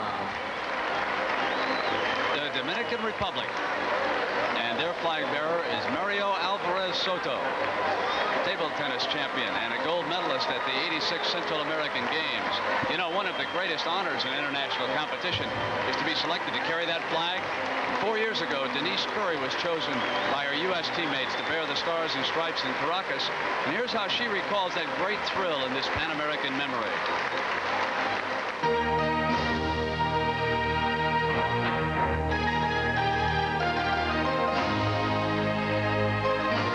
Before opening ceremonies, they have a captain's meeting, and a representative, a captain of every team gets together and they elect a flag bearer, and somehow I was chosen, but I'm not exactly sure why. I was in my room sleeping, and the head coach came back and said, "Hey, Denise, you're carrying the flag tomorrow." And I thought she was just, you know, fooling with me. Obviously, just a big thrill knowing everyone's watching me, and I was selected to carry the American flag, and it's just an unbelievable feeling. Second of all, a little bit of nervousness, hoping, you know, I don't stumble and don't drop the flag or something like that. It's pretty heavy, and there's a little bit of wind. I remember that, and it's hard to keep it upright. And then walking in front of the president of Venezuela, and don't dip the flag, even though every other country is going to do that. It's U.S. policy not to do that to any foreign leaders. Everyone, I think, was just kind of happy for me and congratulated me and said, what a great thrill. I wish it was me, because everybody's going to be watching this back in the U.S. Like I said, it's one of my biggest thrills athletically. Suriname was introduced, and now Trinidad and Tobago come out. 80 athletes in that country.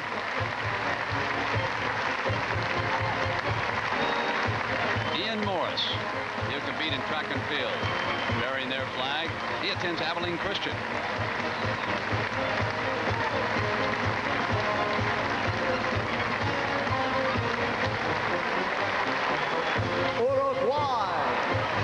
Uruguay, with 107 athletes here in Indianapolis.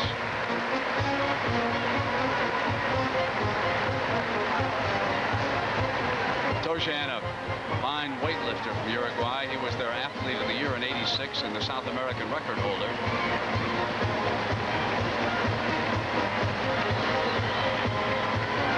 Uruguay is located just north of Argentina, and it's very small. It's always given the country a slight inferiority complex towards Argentina to the south and Brazil to the north, and they come in here with a fine soccer team.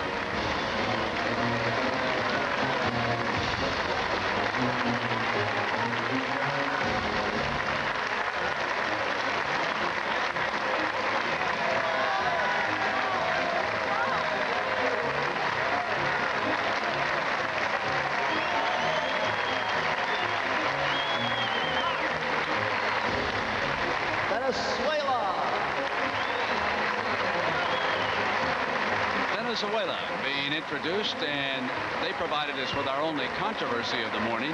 They had to be coaxed into participating in these ceremonies because they are still unhappy with their lodging arrangement, and they have threatened to pull out if the situation doesn't get resolved.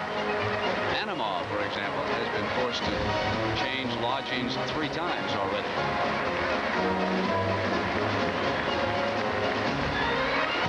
When they hosted those games, they won the 12 gold, their best showing ever, so they'll be hard-pressed to match that here.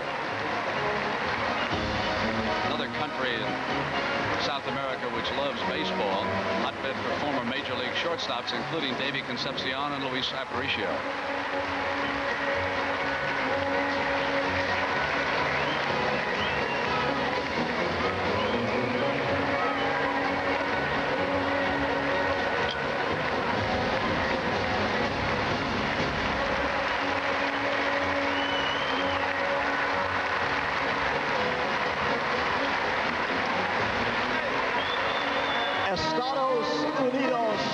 host country. The United States of America.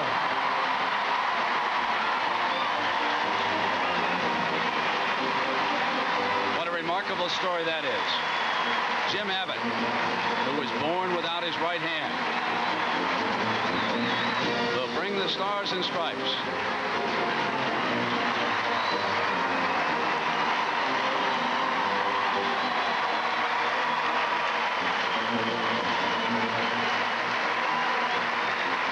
He's a 19-year-old pitcher, and we will see him competing with the United States baseball team. And what a story he was down in Havana this summer. Give you an idea of how he works. Keeping the glove on the left hand, and then into his windup, removing it, and releases the ball. How good is he? Well, he was good enough to be drafted by the Toronto Blue Jays out of high school, but instead elected to go to Michigan. Now he brings our 743-strong contingent onto the surface of the Indianapolis Speedway.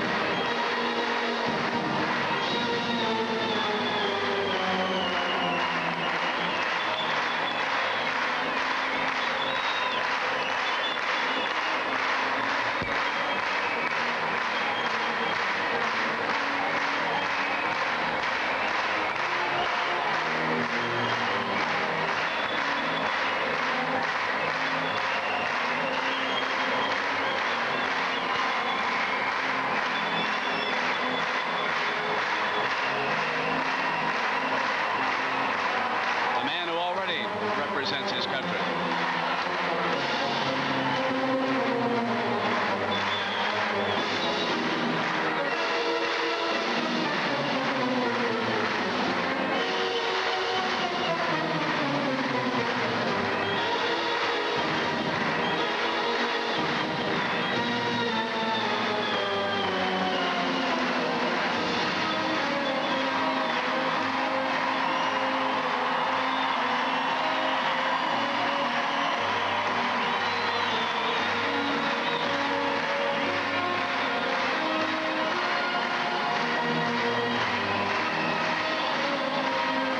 Medical and the judges of the game.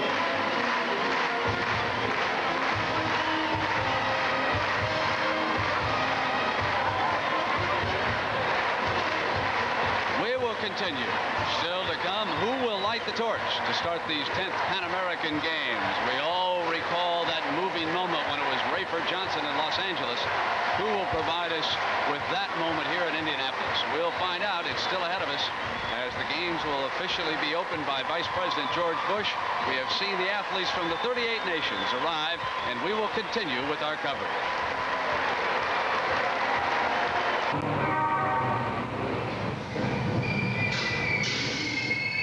Our live coverage of the opening ceremony of the 10th Pan American Games continuing here in Indianapolis. The athletes from the 38 countries assembled. Someone who will take their oath will soon be moving up. And down on the track for us is James Brown. James, it's quite a sight right now, isn't it? Brent, indeed it is. Very colorful indeed. As a matter of fact, over 5,000 athletes have entered the Indianapolis Motor Speedway here, many of whom we know very little about. As a matter of fact, we also know very little about the many sports they play.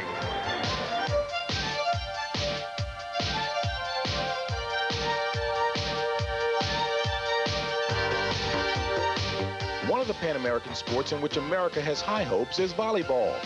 Ever since the '84 Olympics, in which the United States defeated Brazil for the gold medal, the Americans have been the team to beat. One of the key reasons is this Californian, Karch Kiraly. Though a wrist injury has him temporarily sidelined, it won't be enough to keep him out of the games. This year, our primary goal is to win the Pan Ams, and all else is secondary to that. Table tennis at the Pan American Games is a family affair with the G sisters, Lisa and Diana. 2 years ago, they left their home in San Carlos, California to live and train together at the Olympic facility in Colorado Springs. Okay. The twins, although once nicknamed Ping and Pong, take the sport seriously. When they face each other with racket in hand, there's no fiercer sibling rivalry. When we were little, we used to play a lot, and I used to beat her most of the time, but now she seems to be beating me. So, but it's pretty intense. Intense is the word for veteran fencer Peter Westbrook. He is the defending Pan American champion in the saber competition. Not content with a record-tying 10 national titles, he remains at age 35 on guard to strike yet another precious medal. I've been at 4 Pan American Games, and the last one I won a gold. My goal of this one, obviously, is to win another gold medal. Since its introduction as a Pan American sport in 1979, the U.S. women's softball team has won a gold and a silver medal and are favored to win the gold again this year. Although Canada and Puerto Rico field strong teams, the biggest threat to the Americans may come from the most unlikely place, the tiny country of Belize. In 1979 and 1983, the Belize team came home with the medal, both times the bronze. Now the country, the team, and its star, Bernardine McDougal, expect even more. I must say that, you know, everybody has the enthusiasm. We put everything we have into the workouts, and I think, you know, we could come back victorious. For a dozen years, weightlifting has been a sport where Cuba has shown superior strength. But this year, the Cubans will be missing one of their former gold medalists. His name is Roberto Urrutia, and he's here in Indianapolis, but the red, white, and blue he wears now represents the United States. Since defecting in 1980, Urrutia has lived in Florida, and his passion for weightlifting hasn't died. He drives a truck for a living, and he drives himself to beat his former countrymen. The prospect of facing them for the first time has him pumped. When I go by, I hope those people don't say nothing, you know, something bad to me or nasty, because I'm just gonna, you know, say, hey, that's a free country, that's America. All right, and there you have it, a sampling of some of the other sports that will be held here at the Pan American Games and whose athletes are just as talented as those in the major sports. Now let's go back upstairs to Brett Musburger. Thank you, James. As we conclude the IOC anthem here at Indianapolis.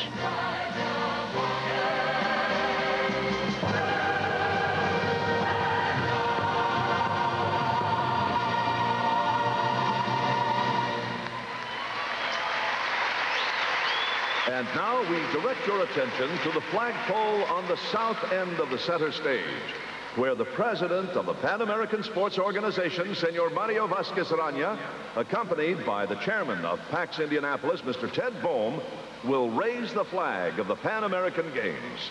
At the same time, the mayor of the city of Indianapolis, the Honorable William Hudnut III, accompanied by Sandy Knapp, vice chairman of PAX Indianapolis, will raise the flag of the city of Indianapolis. The flag of the United States will be raised by the President of the United States Olympic Committee, Mr. Robert Helmick, and the Governor of the state of Indiana, the Honorable Robert D. Orr.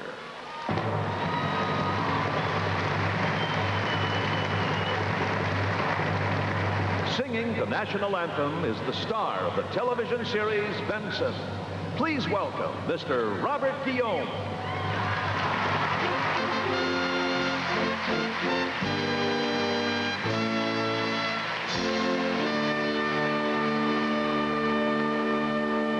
Oh, say, can you see by the dawn's early light what so proudly we hailed at the twilight's last gleaming, whose broad stripes and bright stars through the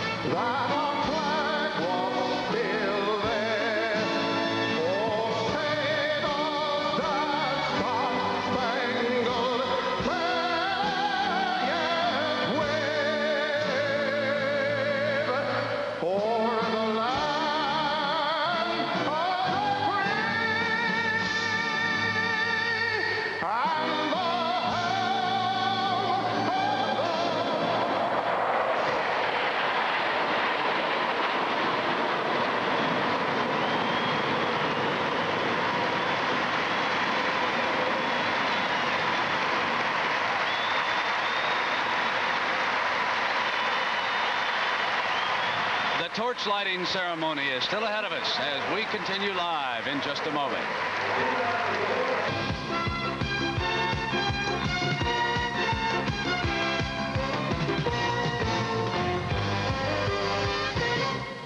We're excited. Well, with only a couple of years to get ready, the city of Indianapolis has done a spectacular job in hosting these 10th Pan American Games. Already we have heard here from Mark Miles. He is the president of PAXI, the Indianapolis Organizing Committee. And now Ted Bohm, the chairman of that Indianapolis Organizing Committee, is on the stand speaking. He has helped spearhead this remarkable two-year effort that has culminated here in these games. And our Ann Butler now takes us on a tour of the town and the many changes it has undergone to get where it is today. Our heartfelt welcome on behalf of the entire... Say Indianapolis, and chances are the 500 springs to mind. That's the way it's always been, at least to an outsider's one-track mindset. And now the winner's circle at Indy is much wider than Gasoline Alley. Indianapolis has become the Cinderella city of the Rust Belt. The manufacturing of old has given way to today's latest service industries. There's an economic renaissance underway, and as the money begins to trickle down, spirits around here are starting to pick up. And the transformation has been startling. Everywhere you look, a reflection of the old embracing the new. And exactly what is it that has helped turn Indianapolis around? Well, it seems the Hoosiers have pinned their hopes on good old-fashioned fun and games. We assembled what we believe is the finest complex of sports facilities in the United States. One by one, we put together the track and field stadium, the Market Square Arena, the Natatorium, the Hoosier Dome. Each of these is designed specifically for its sport. Certainly Indianapolis is used to huge crowds. The Hoosier Dome seated over 67,000 basketball fans in a state where they take their hoops very seriously. Gary Roosevelt looking for a second state championship. They got it to Skiles. 20-footer is good! Can you believe it? Scott Skiles! In more ways than one, this has been basketball's year of the Hoosier, capped with, of course, a national championship in New Orleans. But this town is determined to become an international sports capital, and they'll do whatever it takes to get there. Even helping in the now infamous midnight raid to spirit away the Baltimore Colts. And like that NFL franchise, everything else in this city, it seems, is also changing identities. The goal is simple, to make the world feel back home again in Indiana. This is it. Indiana is the city of the future. And now all of Indianapolis has embarked upon a mission to give an international flair to its traditional Hoosier hospitality. And the welcoming spirit is contagious to young and old alike. It's so neat, like people are learning Spanish everywhere. We think it's exciting. We think it's a great boost for the city. When I told people that we used to live in California, now we live in Indianapolis, people look at you like you're pretty crazy. Let's just say the Hoosier lifestyle is an acquired taste. So we are back as the opening ceremony continues here from the Indianapolis Speedway. And Senor Mario Vasquez Rania of Mexico is now speaking. He has been critical of PAXI because of what he thinks are some poor conditions of village preparation and a certain lack of warmth. He is speaking in Spanish, and we'll pick up the translation. Al pueblo y gobierno de Indianapolis. To the people in the government of Indianapolis. Al pueblo y gobierno de Indiana. To the people in the government of Indiana. Y al pueblo y gobierno de este gran país, Estados Unidos. And to the people in the government of this great country, the United States. A nombre de los 38 comités olímpicos nacionales. Of the 38 national Olympic committees. Que integramos la Organización Deportiva Panamericana. Who make up the Pan American Sports Organization. Y en el mío propio. And personally, in my own name. Agradezco el esfuerzo. I wish to thank the effort que han hecho para que hoy se inicie that everyone has put forth so that today esta gran fiesta we can start deportiva. this magnificent sports festival. Y a nombre de todos, And in the name of everyone, tengo el honor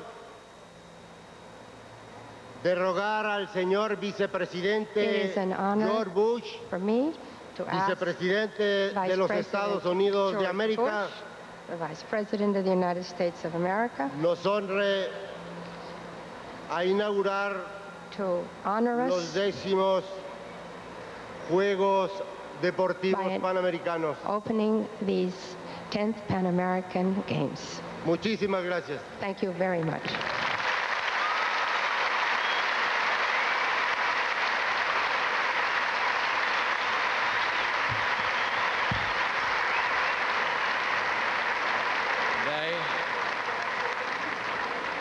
Today, August 8th, 1987, I do solemnly proclaim open the 10th Pan American Games in Indianapolis, Indiana, in the United States of America.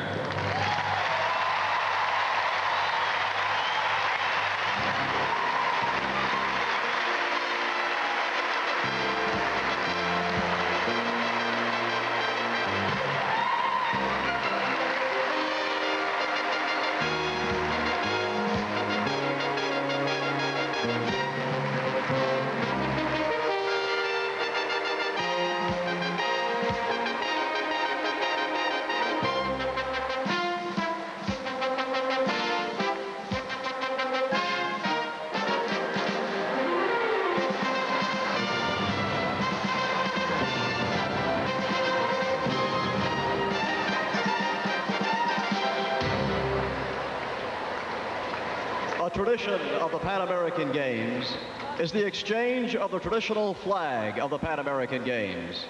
Today, carrying in the flag that flew over Caracas, Venezuela, the host city of the last Pan American Games, is the governor of that city, the Honorable Miguel Angel Contreras.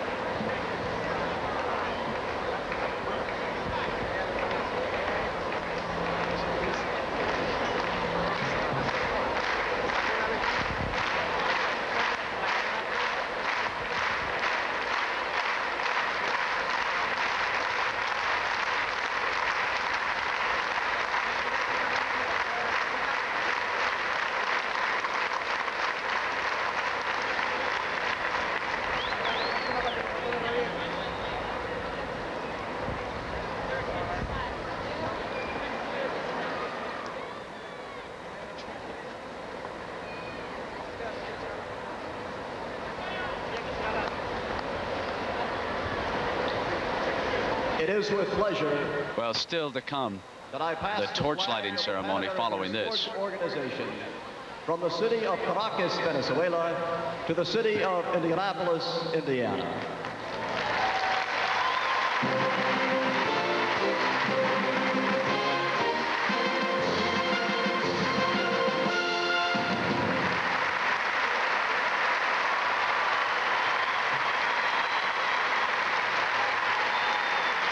The flag ceremony has now taken place, and may it fly proudly over the city of Indianapolis and the games of the 10th Pan American Games.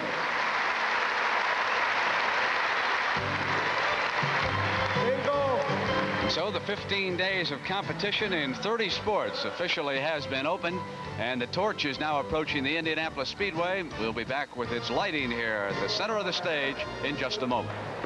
25 days ago in Mexico City, high atop mystical Star Hill, in an ancient Aztec ritual, the new flame was ignited. By custom, this flame represents a new beginning and the spirit of challenge. It was from this flame that the torch for the 10th Pan American Games was lit. This torch was brought down the mountain, run through the streets of Mexico City, and lit the urn at the headquarters of the Pan American Sports Organization. From there, it traveled to the United States, where the spirit of the flame spread wide, and the run through Indiana began. Passed from person to person, over 700 people proudly carried the torch to bring it here today. And now the torch enters, bringing with it the spirit of the Pan American Games. And the first torchbearer is the legendary Oscar Robertson. He grew up in this state and was a member of the 1959 gold medal winning basketball team in the Pan American Games in Chicago. Then he was a co-captain of the 1960 Olympic team that won the gold in Rome. He will bring it into the Speedway and then hand it off. Gold medal team and co-captain of the 1960 U.S. Olympic gold medal team. Oscar, a member of the High School Basketball Hall of Fame. One of America's Arguably, perhaps the greatest all-around basketball player to ever play the game. He is introduced to the crowd.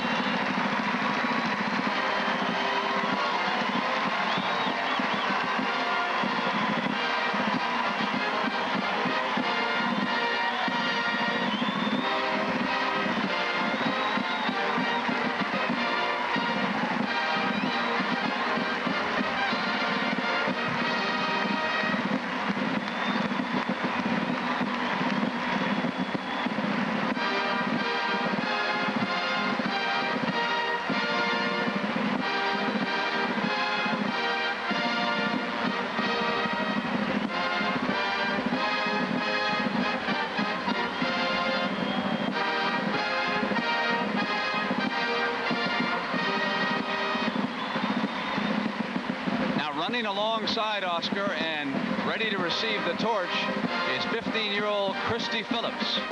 And now, she is an active member of the United States gymnastics team, and she'll be competing at the Hoosier Dome here in Indianapolis. 1987 national champion, who in the recent U.S.-Soviet meet won all-around gymnast. Please welcome Miss Christy Phillips.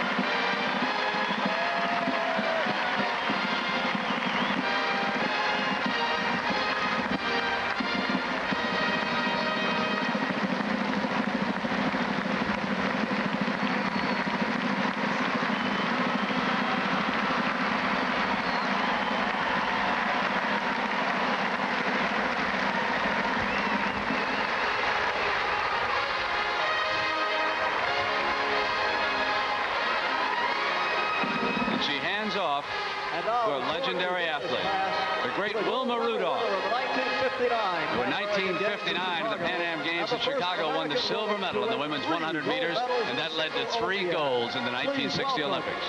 She will light the torch. Wilma Rudolph.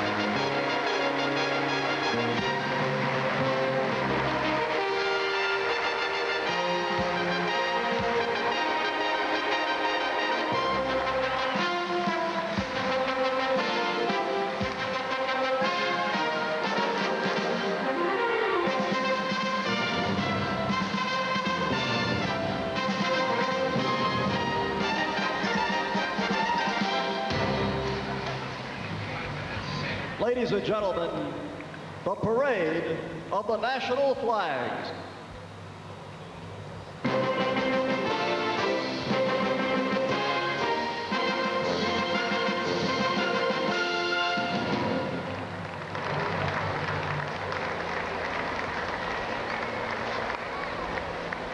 A tremendous moment for Wilma Rudolph. Some of you may not know her background, but she was the 20th child born in a family that included 22 children. And as a child, she suffered from polio, double pneumonia, scarlet fever, and she went on to become, of course, a great champion. And now we'll be taking the oath of the athletes, and Sydney Stinger, a member of the U.S. team handball, will take the oath.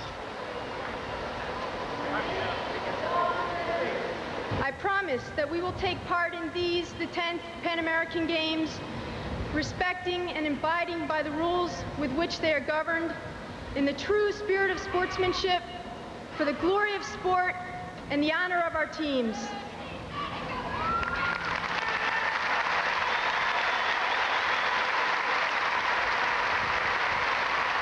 To take the oath on behalf of all the judges and officials is Manny Reynoso. Manny is a basketball referee who lives in El Paso, Texas.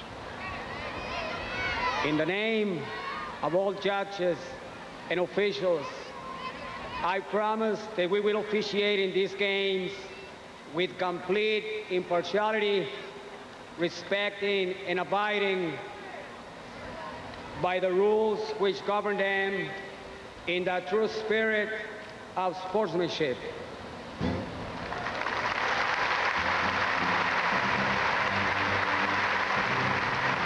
One more grand moment coming your way, and they'll sing the Pan Am anthem, and then we will have something special for you from the carnival in Trinidad and Tobago. So stay with us, and we'll be right back as the opening ceremony of the Pan Am Games continues. That torch will burn ever so brightly the next 15 days at the track and field stadium. Now the Pan Am anthem. Sandy Patty, one of the most recognized names in contemporary gospel music, is about to be introduced. The magic that is America has taken us down all main streets. Main streets filled with children. Children bring us the dreams of imagination and fantasy. The children of today will provide the magic that is tomorrow. Ladies and gentlemen, Sandy Patty. We share in the brotherhood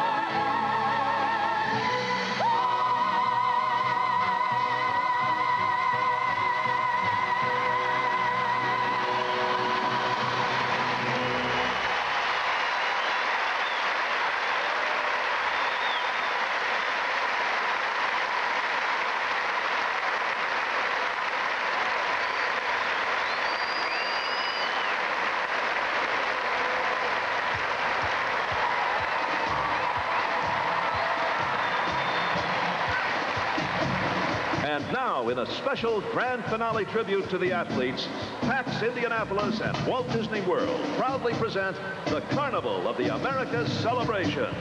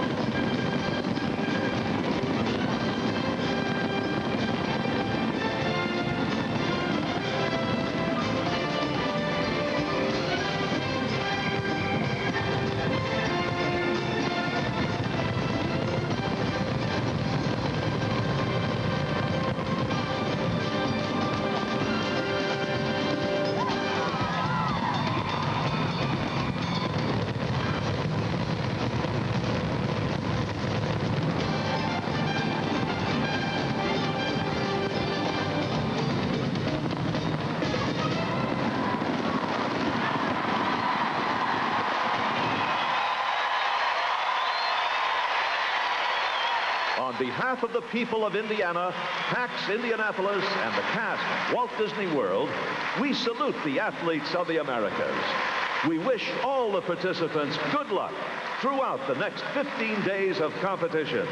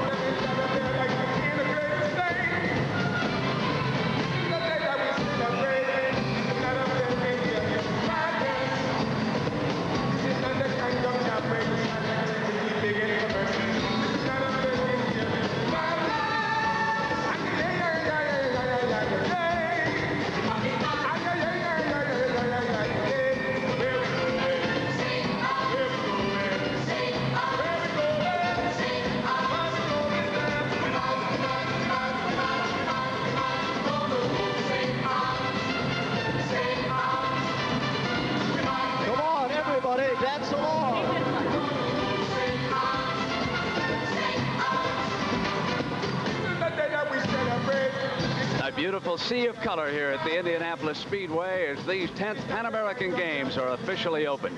You know, when you watch something like this in rehearsal the day before and you wonder how they can ever pull it off. Well, they did. It was fabulous. It's been 2 years of planning and 3 months of rehearsals. These, the 10th Pan American Games, are now officially opened, and tomorrow, let the games begin. At 1 p.m. Eastern Time, baseball coming your way, the United States against Canada. You'll also see our very talented basketball team in action against Panama, and the women's 3-meter springboard diving competition.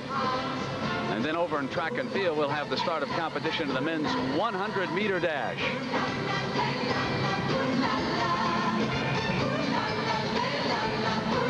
So we'll see you tomorrow when the games begin. We hope you've enjoyed the opening ceremony of the Pan American Games. For all of us, I'm Brent Musburger saying so long from Indianapolis. Michelob. So exceptionally smooth, the night belongs to Michelob. The Prudential, offering a full range of insurance and other financial services. 3M, worldwide sponsor of the 1988 Olympic Games. And by Visa, the official card and traveler's check for the 1988 Olympic Games.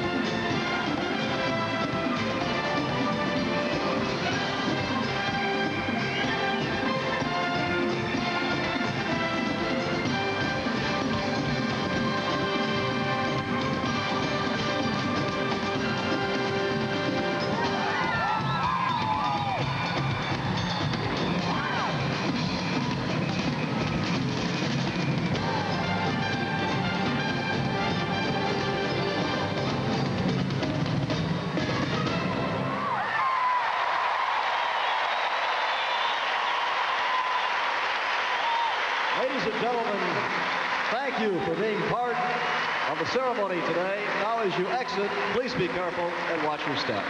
A reminder that tickets to many of the competitive events and to the exciting closing ceremony are still available. For more information, call your local Ticketmaster location. Thank you.